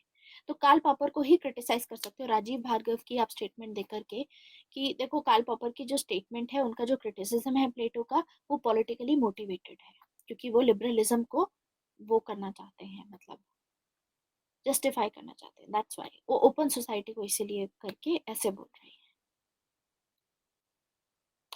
इन पेपर वन में एटलीस्ट जो आपका फर्स्ट पार्ट है उसमें करंट अफेयर्स नहीं है, सेक्शन ए में, सेक्शन बी में जरूर है। सेक्शन बी में क्योंकि आपका पॉलिटी एंड गवर्नेंस है, तो उसमें पॉलिटी, सोसाइटी के करंट अफेयर्स, वो सभी काम आएंगे आपके। ठीक है, so this is it for today. Thank you very much. Now I am going to post the full PDF of Karl Marx. ठीक है, तो आप पढ़ना स्टार्ट कर दो वहाँ से। पेपर टू सेक्शन ए, तो ये जब आता है तो पूरा कमेंट भी नहीं पढ़ा जाता। वर्ल्ड करंट यूपीएससी आस्ट, देखो paper two section A is not current, उसमें करंट ज़्यादा नहीं है। डब्ल्यूटीओ और ये सब लेकर के थोड़ा बहुत करंट होगा, लेकिन ज़्यादा नहीं है, स्टैटिक है वो पूरा। करंट आता है पेपर टू सेक्शन बी में, और section B is the dynamic part, section A is the static part, just remember that. Okay, this is it, thank you very much, bye bye.